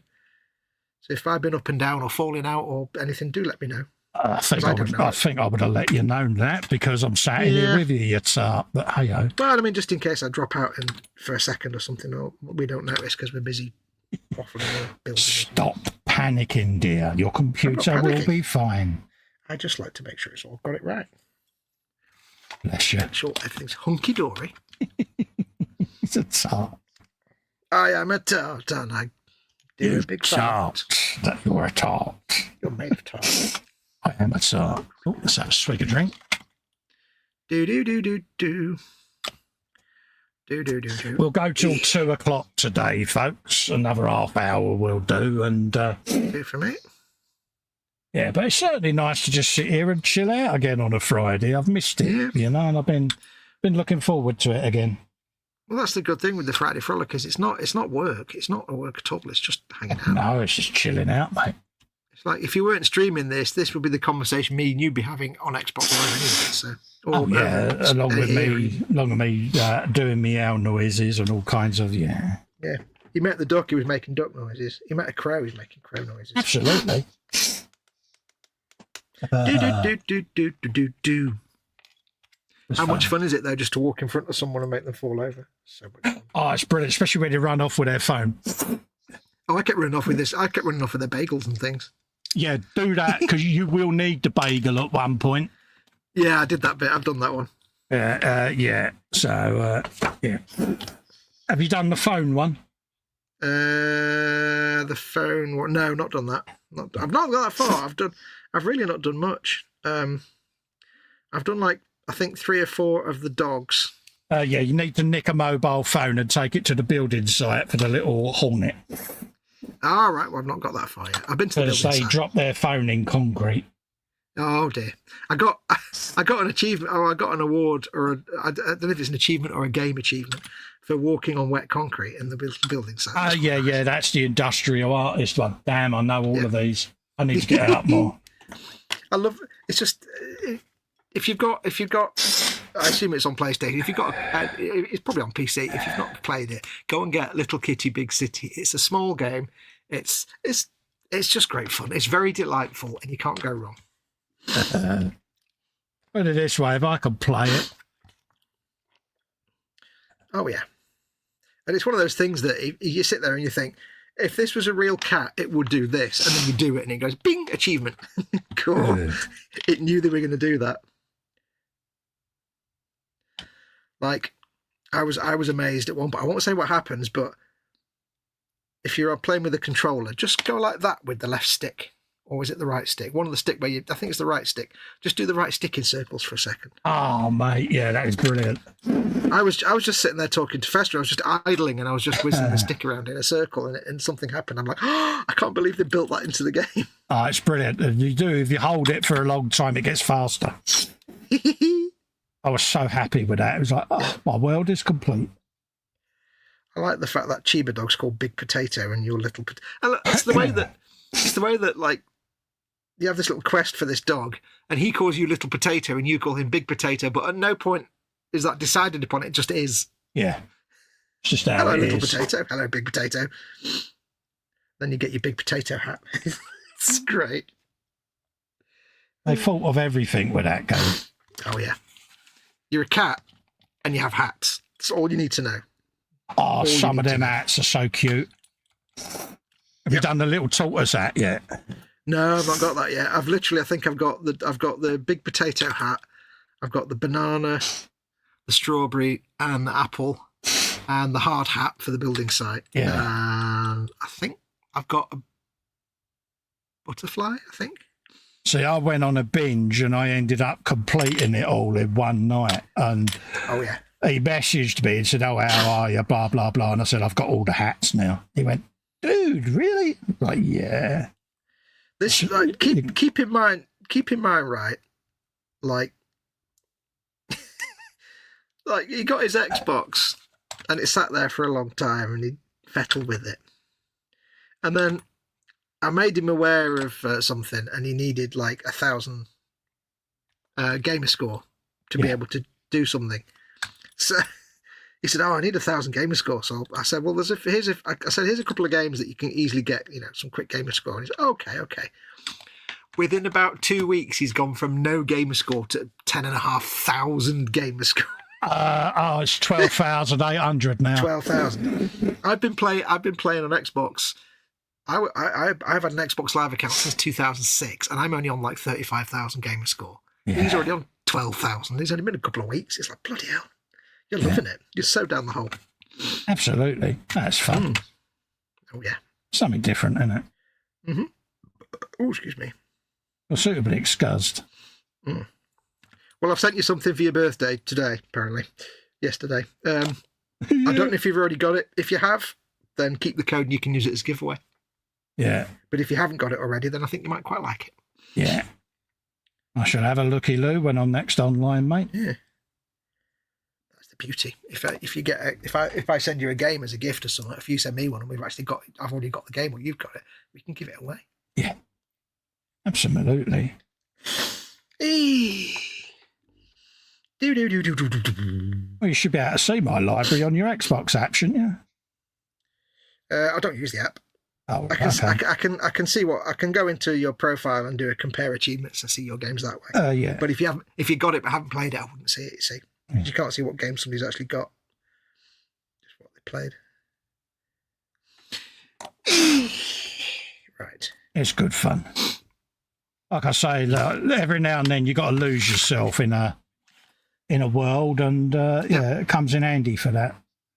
Well, it's been a godsend for me, like this last 2 or 3 months, because as I said before, I've just been on like a real slump for the last 3 or 4 months. I've had no mojo, no drive. I've been complete CBA, can't be, bothered.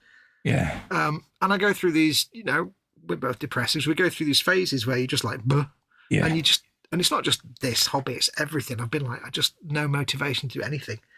So, and there's even been days when I've been like, I can't even be bothered turning the Xbox on.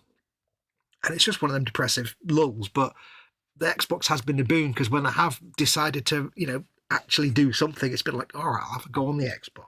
Yeah, when I have a wobble, the first thing I do, I just go and lose myself for 48 hours in the Xbox land. Yeah. Comes in handy for that. Yeah, because if I didn't have that, then I couldn't be bothered doing anything else, because I'm just in this depressing rut, then it's like, I'd be screwed. Yeah.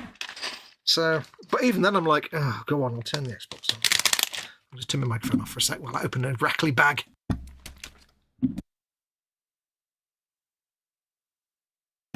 you go. Yeah, it does come in handy for that, I must admit. Lifesaver. Oh, there certainly is, mate.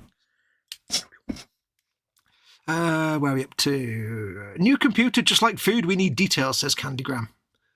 Yeah, they need all the info, mate. I can give them all the info if you want me to. It's going to be very boring. I don't know what most of it means. You do what you like, I don't care. I don't mind. I'll say some words that I don't understand. Yeah, but it'll make you sound suave, windswept and interesting, mate. Yeah, it made me sound like I know what the hell I'm doing. You know, it might give people the impression that you're really Captain Worldy Pants, you know? Oh, man. Do you know how, like, when you've got two monitors and you get used to swiping something from the left monitor to the right monitor and back? Yes. I just opened up something on my monitor for the computer, and I started to move the mouse to swipe it from my computer screen to my iPad over here. Oh, you Burke. What have I got? I've got an Intel Core i5 14600KF. I've got a B760 Gaming XAD AXDDR5 motherboard, an NVIDIA GeForce RTX 4060 Ti 16 gig. I've got a 32 gig Corsair Vengeance DDR5 memory, a bunch of hard drives and SSDs. I've got a Corsair iQ H150i Elite Capellix XT cooling radiator for my there you go. AIO water system for my thing. Yeah, you're liquid cooling, mate. I'm so proud of you. Yeah, and then there's a whole bunch of like Be Quiet fans and yeah, that aren't normally so quiet. That's why I ripped all of them out and put the Corsair ones in. Yeah, well, I think I've got 3 case fans, and I've got the 2. I was going to have a 3-fan rad on the top, yeah, but it wouldn't fit in with the thing. There's a hard drive bay at the top which got in the way, so I dropped it down to a 2-fan cooling radiator. Yeah. Jeff says, I'll place a bet 386 with a floating point coprocessor and a Sound Blaster 16 ISA bus card. I have a PC in the front bedroom that actually has those specs. I've still got a Voodoo 2 Blaster Banshee, mate. Oh, wow. Oh, God, yeah. Got a 386 up in the loft. Yeah, I was in the front room. It was our first ever computer. Our first ever PC. Yeah. Big CRT on it. Actually, you know what I should do at some point? I really should drag that CRT out because it probably... Bearing in mind, if it's that old, it might have been the cancerous capacitor days. Yeah, it could be. Because I've got my old original Xbox. And of course, I've got a 360 and you can get a VGA adapter for the 360, which would look really nice on a CRT. Yeah, actually, yeah, that would look good. Yeah, because even today, the best screen for a video game is a CRT. We're up to good point, Jeff. Yellow flag on the play. 5-yard penalty for lack of details. Fox says PJ. Yeah, me not saying any information. Yeah, it's just not on page A, is it, mate? I know. I was amused today because normally, like just doing something like we're doing now, like I said, would have my fan screaming, or me running a live stream, doing any kind of live stream, my fan would be screaming. When I was testing it earlier, I had 5 windows, each with a 4K 60 YouTube video playing, and I had Photoshop and OBS and a load of other software open, and my fans were like, and it was like, yeah, coolant temperature 32 degrees. Okay. So I was like, wow, I've been living in the dark ages for so many years. Yeah, absolutely. And the first thing I said, you can't now say my computer won't cope with that. Oh, mate, it will. It will now. I've got no excuse. I still can't understand why a water-cooled electrical device is a good thing, lol, says Penny's Pit Stop. Yeah, that was when I went water-cooled. That was one of the first things I worried about was, liquid cooling and electrics. But yeah. It's just the principle of it's having a radiator like in your car engine. Just it absorbs the heat and takes it away. It's yeah. But I'm not so stupid that I went for some real complex thing with lots of tubes and pipes that they have to refill. I got an all-in-one system, which is literally a thing on top of the processor, a radiator in the top, and 1 tube or 2 tubes. Pretty much a sealed unit. Yeah, you never have to top it up or anything like that. It's not going to leak. At least we hope. And Jeff says, PJ says, all those words from Foxx, I didn't understand any of them. Neither did I. None of it meant anything to me. I just pressed some buttons on a website and it turned up. And then he messaged me and said, my new PC's arrived. I said, yeah, witchcraft and tomfoolery, mate. Prepare yourself. Yep. You got the one thing you didn't have before. You got a graphics card. That's the key. Yeah. What I've been saying to you for how many years? Get a graphics card in there. Yeah. Well, when I had these 5 windows with YouTube running a video at 4K 60, CPU was on like 17%, graphics card was on like 45%. Yeah. And that's when I do it just on my old PC, just a live stream by myself. My CPU would be on 70% of my graphics, and the onboard graphics would have been about 60%. So you'll notice it when you render your first video. Oh, and I can't wait for that. I'm going to have one to do this weekend. Because when I changed my rig, that was the fundamental reason I changed it. Yeah, was for rendering, for the video editing, because you'd go to bed and it'd still be rendering the following morning, you know, whereas now it's like instant. I mean, you know, it would take about, for say a 40-minute video, would take about half an hour to render on my old PC. So yeah, it won't take that long now. Nah. Plus, it also means like if I want to do videos in 4K, I can. And now I'm actually amused. Just the simple act of being able to watch a YouTube video. I've only got a 1080p monitor, but I can put the video to 4K 60. Yes. I couldn't even watch a 4K 60 video on my old computer. It would just fall over. Yeah. So, yeah, you get to do all that modern stuff. Yeah. I'll tell you what surprised me, though. Given how everybody goes on about when in gaming, everybody goes on about the PC master race, and you shouldn't have consoles because they're for children. You should have PC where you can have all the best graphics and all this kind of stuff. And yet, you know what the most common monitor is for gamers? A 1080p monitor. Yeah. Most people play games at 1080p on PC. It's like, really? Yeah.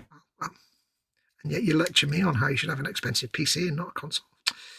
Really?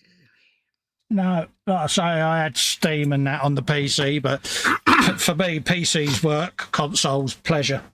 Yep. Works for me. Makes it separate. I did download Half-Life because that's not on console. Mm-hmm. And Medal of Honor Allied Assault, again, because that was a PC-only title, and that's a callback to my youth. And I might download... I bought it on Steam years ago, but I might re-download Fallout 3, which is on console, but purely because I can do mods on PC. That's the thing, isn't it? Yeah. Yeah, I can do mods to take out all the radios, so that if I ever want to stream Fallout 3, I can do, because I can't stream it on Xbox. I know, because of copyright. Yeah, or licensed music. You walk into a room and there's like 6 radios playing. You're like, oh. That's the downside, isn't it? Mm-hmm. Right, so we got the engine done. Engine. Dokily. Let's get one of those done. Can't get Windows Minesweeper on console, says LWM. Absolutely. At least the recorded message on... It also says, at least the recorded message on 111 wasn't read by Fox. That would be scary. Because he called E-Models the other day, and if you've ever called E-Models out of hours, it's me. Yeah. I did the IVR messages, so you get me. I know you know, but not everybody else does. But so he put a thing on Facebook saying, I just called E-Models and it was Fox. What? Yeah, there's no getting away from this man, mate. No matter how hard you try, he's always there. I meant to ask you though, Bill, did you get the serious voicemail that answered my message, or did you get one of the silly ones? Because I never know which one they use. I think they change it around sometimes. Some of them are silly, some of them are serious. I think I did one of them as Arnie. Yeah, I think I've heard Arnie. Yeah, because he said just do a bunch, and I was like, okay, I'll do some dumbass nonsense. I think he'll never use them, and he used them. I'm like, okay, that's cool. The minute Pete says I won't use it, you know he will. Oh yeah, the minute you give him more than one option. Oh yeah. La la la la la. Penny says, I agree with you on the games being pleasure. I have only 2 games, FIFA and Red Dead Redemption 2. If I'm lucky and afford myself a quick hour on Red Dead Redemption 2 a day with the occasional match on FIFA. I loved Red Dead Redemption. I never got very far in Red Dead Redemption 2. I always got to the point where you make the first camp and then I kind of fell out of it. Twice I've done that now. I must go back to it. Oh. But again, it's the overcomplicated control schemes on those games that... Yeah, that is, I suppose, the one thing with Steam. is you can mod a lot of your games, you know. And Yeah. I mean, hopefully more studios will start to do mods on console. Obviously, Bethesda does with their games. Yeah, it would be kind of cool because you go to the expense of getting the console. You know, it's a bit like Apple locking down their devices. You do sometimes think, oh, come on, you know. Yeah. Let's do the mods. I know some of it was down on the other Xboxes was down to the architecture, and it just happens that Bethesda, you know, part of Microsoft. So, yeah, I suppose other developers don't really have the time to get it all, because a lot of modding on PC isn't done by the developers. They just release the game.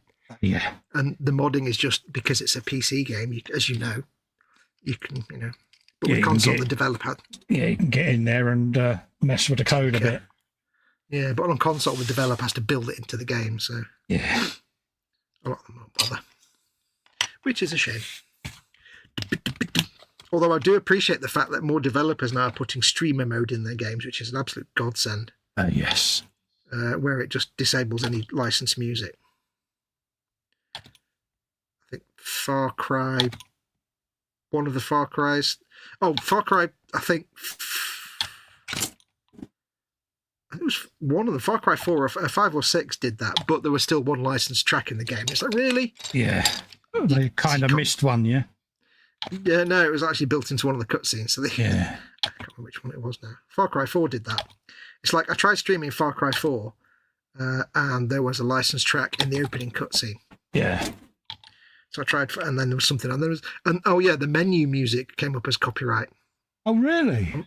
Yeah, because whoever did the menu music, it was getting a content match for the menu music, so I can't stream Far Cry 4 on, public.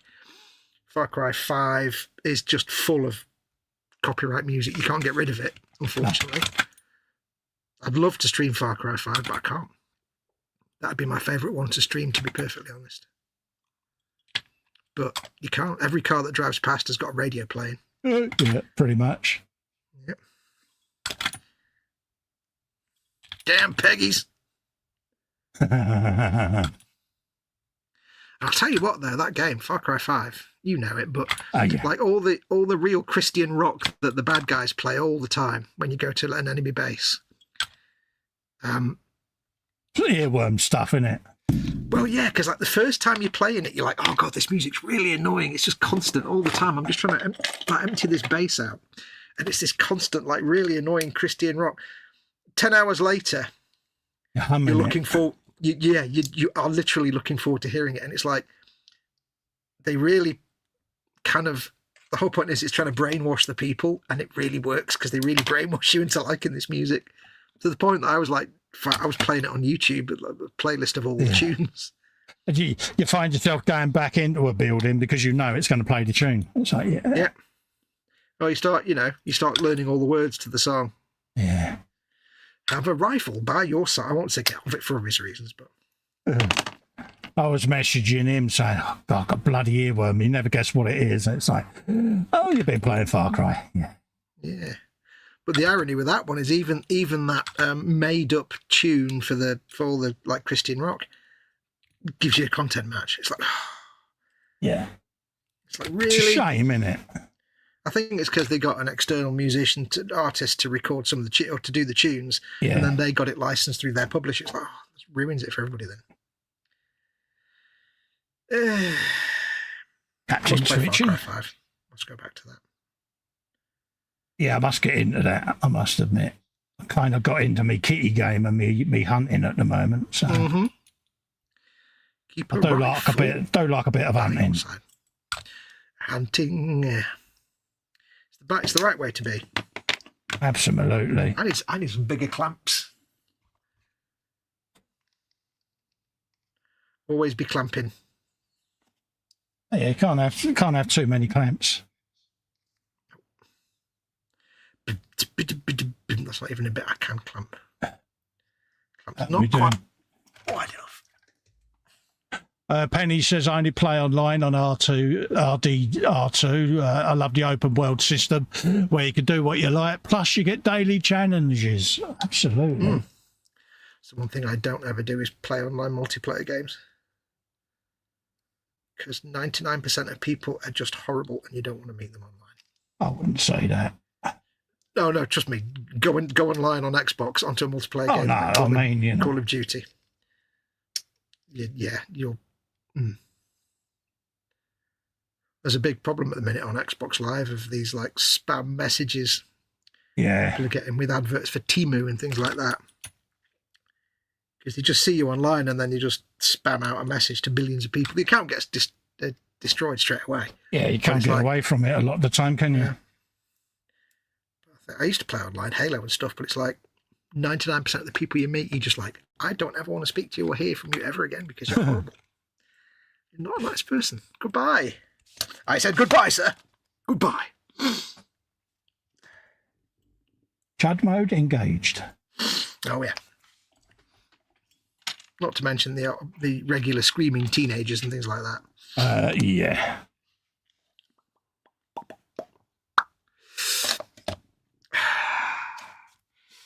What's Bill saying? He says, filmed a video for the NHS today. The crew turned up this morning and wanted to film it in the man cave. So my bench is going to be immortalised. Did it in one take, almost like I filmed videos before. You go careful, mate, because you're in danger of becoming... You used that word, didn't you? Did you say the P word? I did. Not that P word, but the other P word. Yeah, instant regret, mate. Oh. We cannot speak to that which we cannot achieve ourselves. No. The minute we said it once, we did it on a stream, didn't we? And everything went wrong as soon as we said it. It was like, yeah, remind us never to do that again. It was like the classic Top Gear. What can possibly go wrong? Well, you've said it now. It's like Gibbs saying, it's a quiet day. Yeah. Cool. So that's one of them done. So Can confirm, by the way. You will get used to not having Gibbs in NCIS. Once Parker comes in, he will grow on you quite quickly. Yeah, so I only watched one episode and I was like, yeah, it's not Gibbs. So I kind of moved on, and yeah, I will go back, but yeah, just didn't seem right to me. It felt like having another woman. You know what I mean? It was. Yeah, it does work though, because he's a different enough character that it kind of makes it. Yeah. And you know, you've got the other characters building up. You get to like him in the end. And there's some real good stuff. It goes a bit serious for a few episodes. Oh, does it? But then but then I remember reading a thing where the producer said, yeah, we kind of got serious in series 19, so we're going to get a bit more silly in series 20 now. So they go back to the silliness. You got to have silliness, mate. Can't be serious. There's a few lump in the throat moments though in series 20. Not going to lie. Yeah. I do realise you're further along now in NCIS than I was. Hey, I'm on the thing where I have to wait. I can't watch it now because I can't watch Disney Plus on my computer. Yeah. But I've got to wait for the next episode now. Do realise that now makes you an expert. Don't know about that. Because 20 seasons, I've already forgotten everything from 2 seasons ago. So yeah.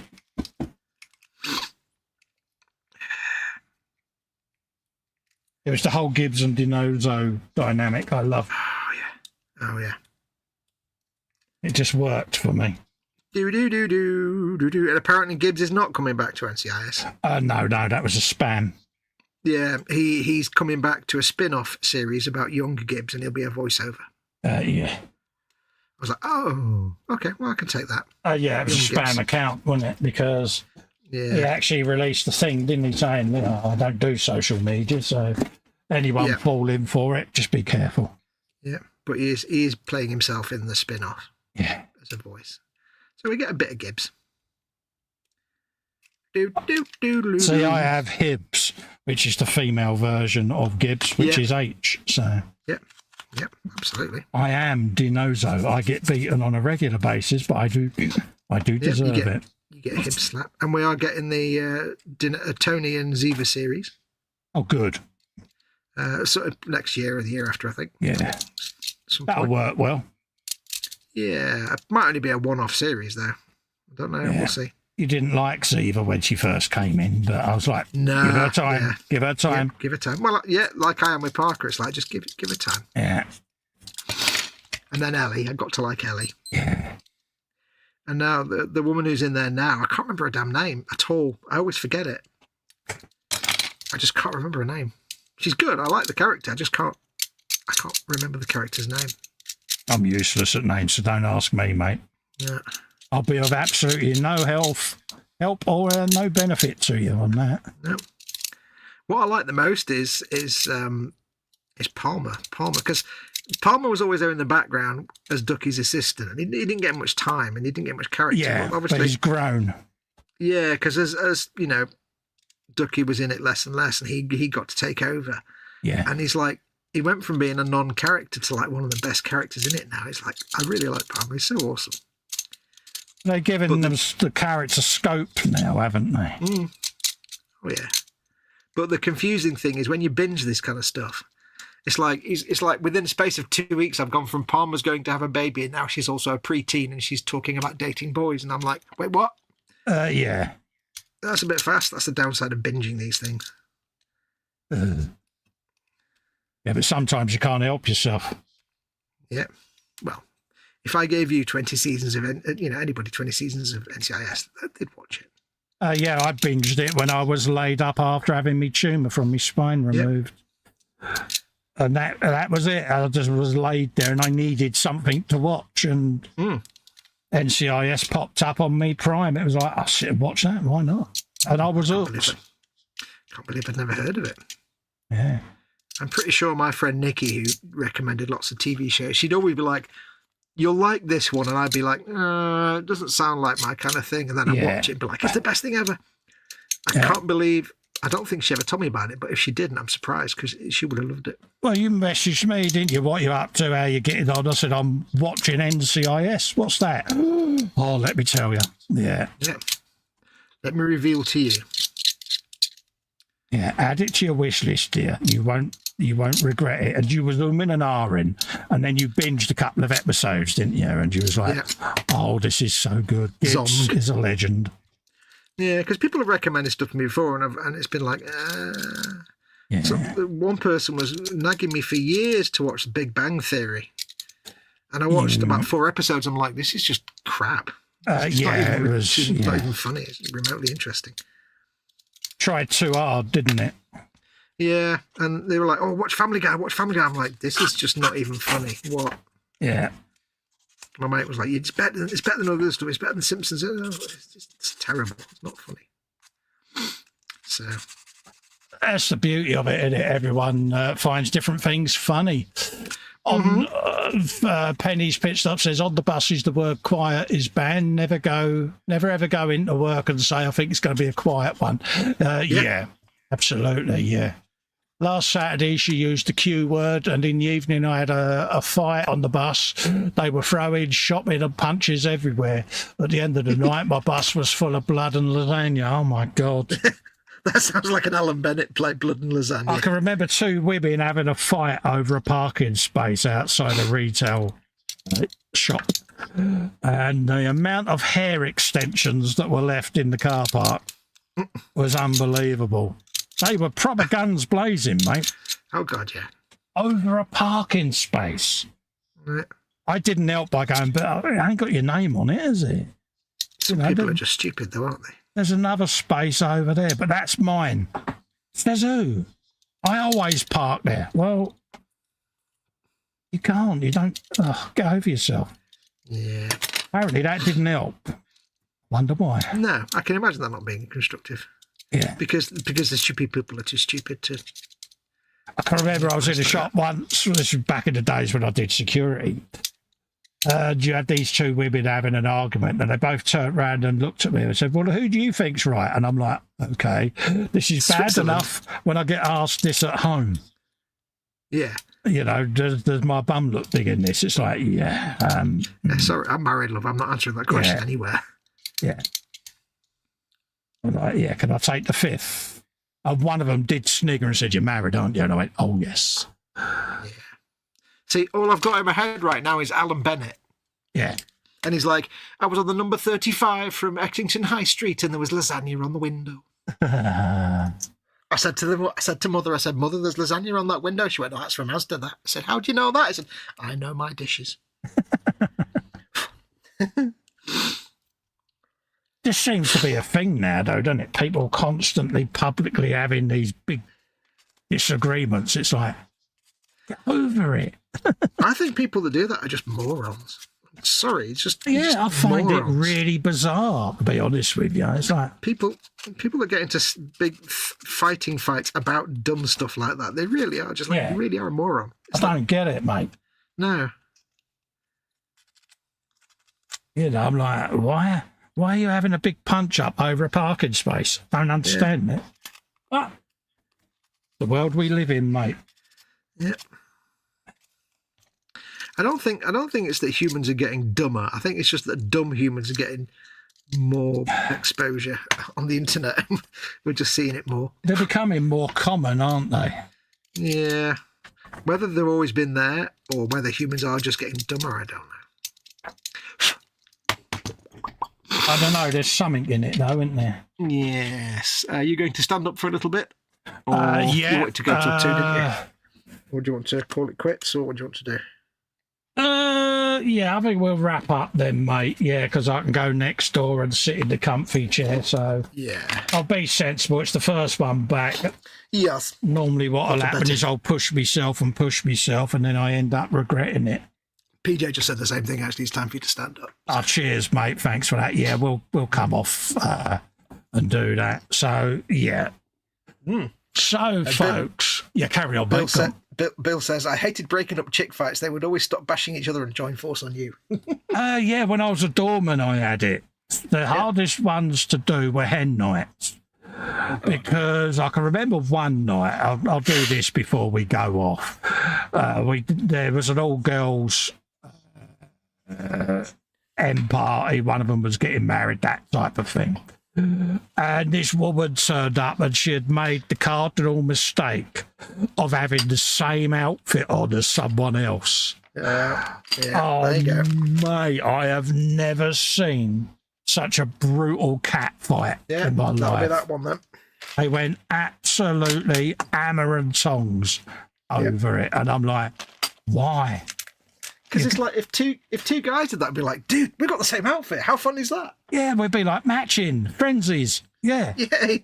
But women, for some reason, if they've got the same outfit on as another one, that's just instant death. It's like, it's war. It's a declaration of the war. Fascinates me. It really does. And they just sit there like, this ain't going to end well. This really ain't going to end well. Yeah, it might not even end. Exactly.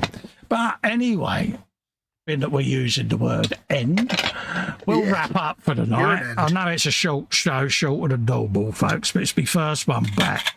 I've got me reasons, as you know. But it's nice to be back, nice to see you all. It's nice to chillax with me, mate. And hopefully I'll be on Sunday for a bit of gallery goodness. I await for his lordship to get in touch and respond to his message. Wait for my voice from the dove from above. Yeah, if not, I'll do the show with someone else this weekend. So we'll see what happens. But until then, folks, I'll catch up with you later. So it's good night from me. Yep. And it's good night from him. Good night. And thanks to everyone in the chat for all your support. And have a good rest of the weekend, folks. Catch up with you later. Take care, everyone. Adios, amigos.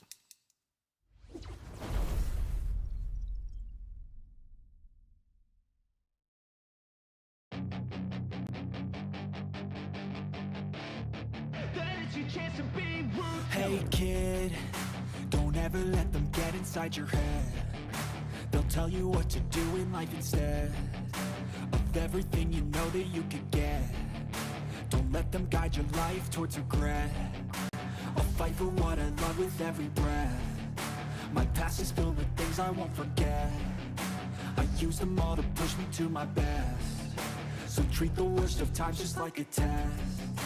If only I could go back in time, I'd tell myself that everything will end up alright. Just push yourself, test yourself, figure out what you like, and find your limits, don't be rigid, always work towards a prime. Surround yourself with open minds, people can change your life. A few friends with intent can help you feel alive. Find a passion, take some action, and with a little time, just be patient, make a statement, try to enjoy your life.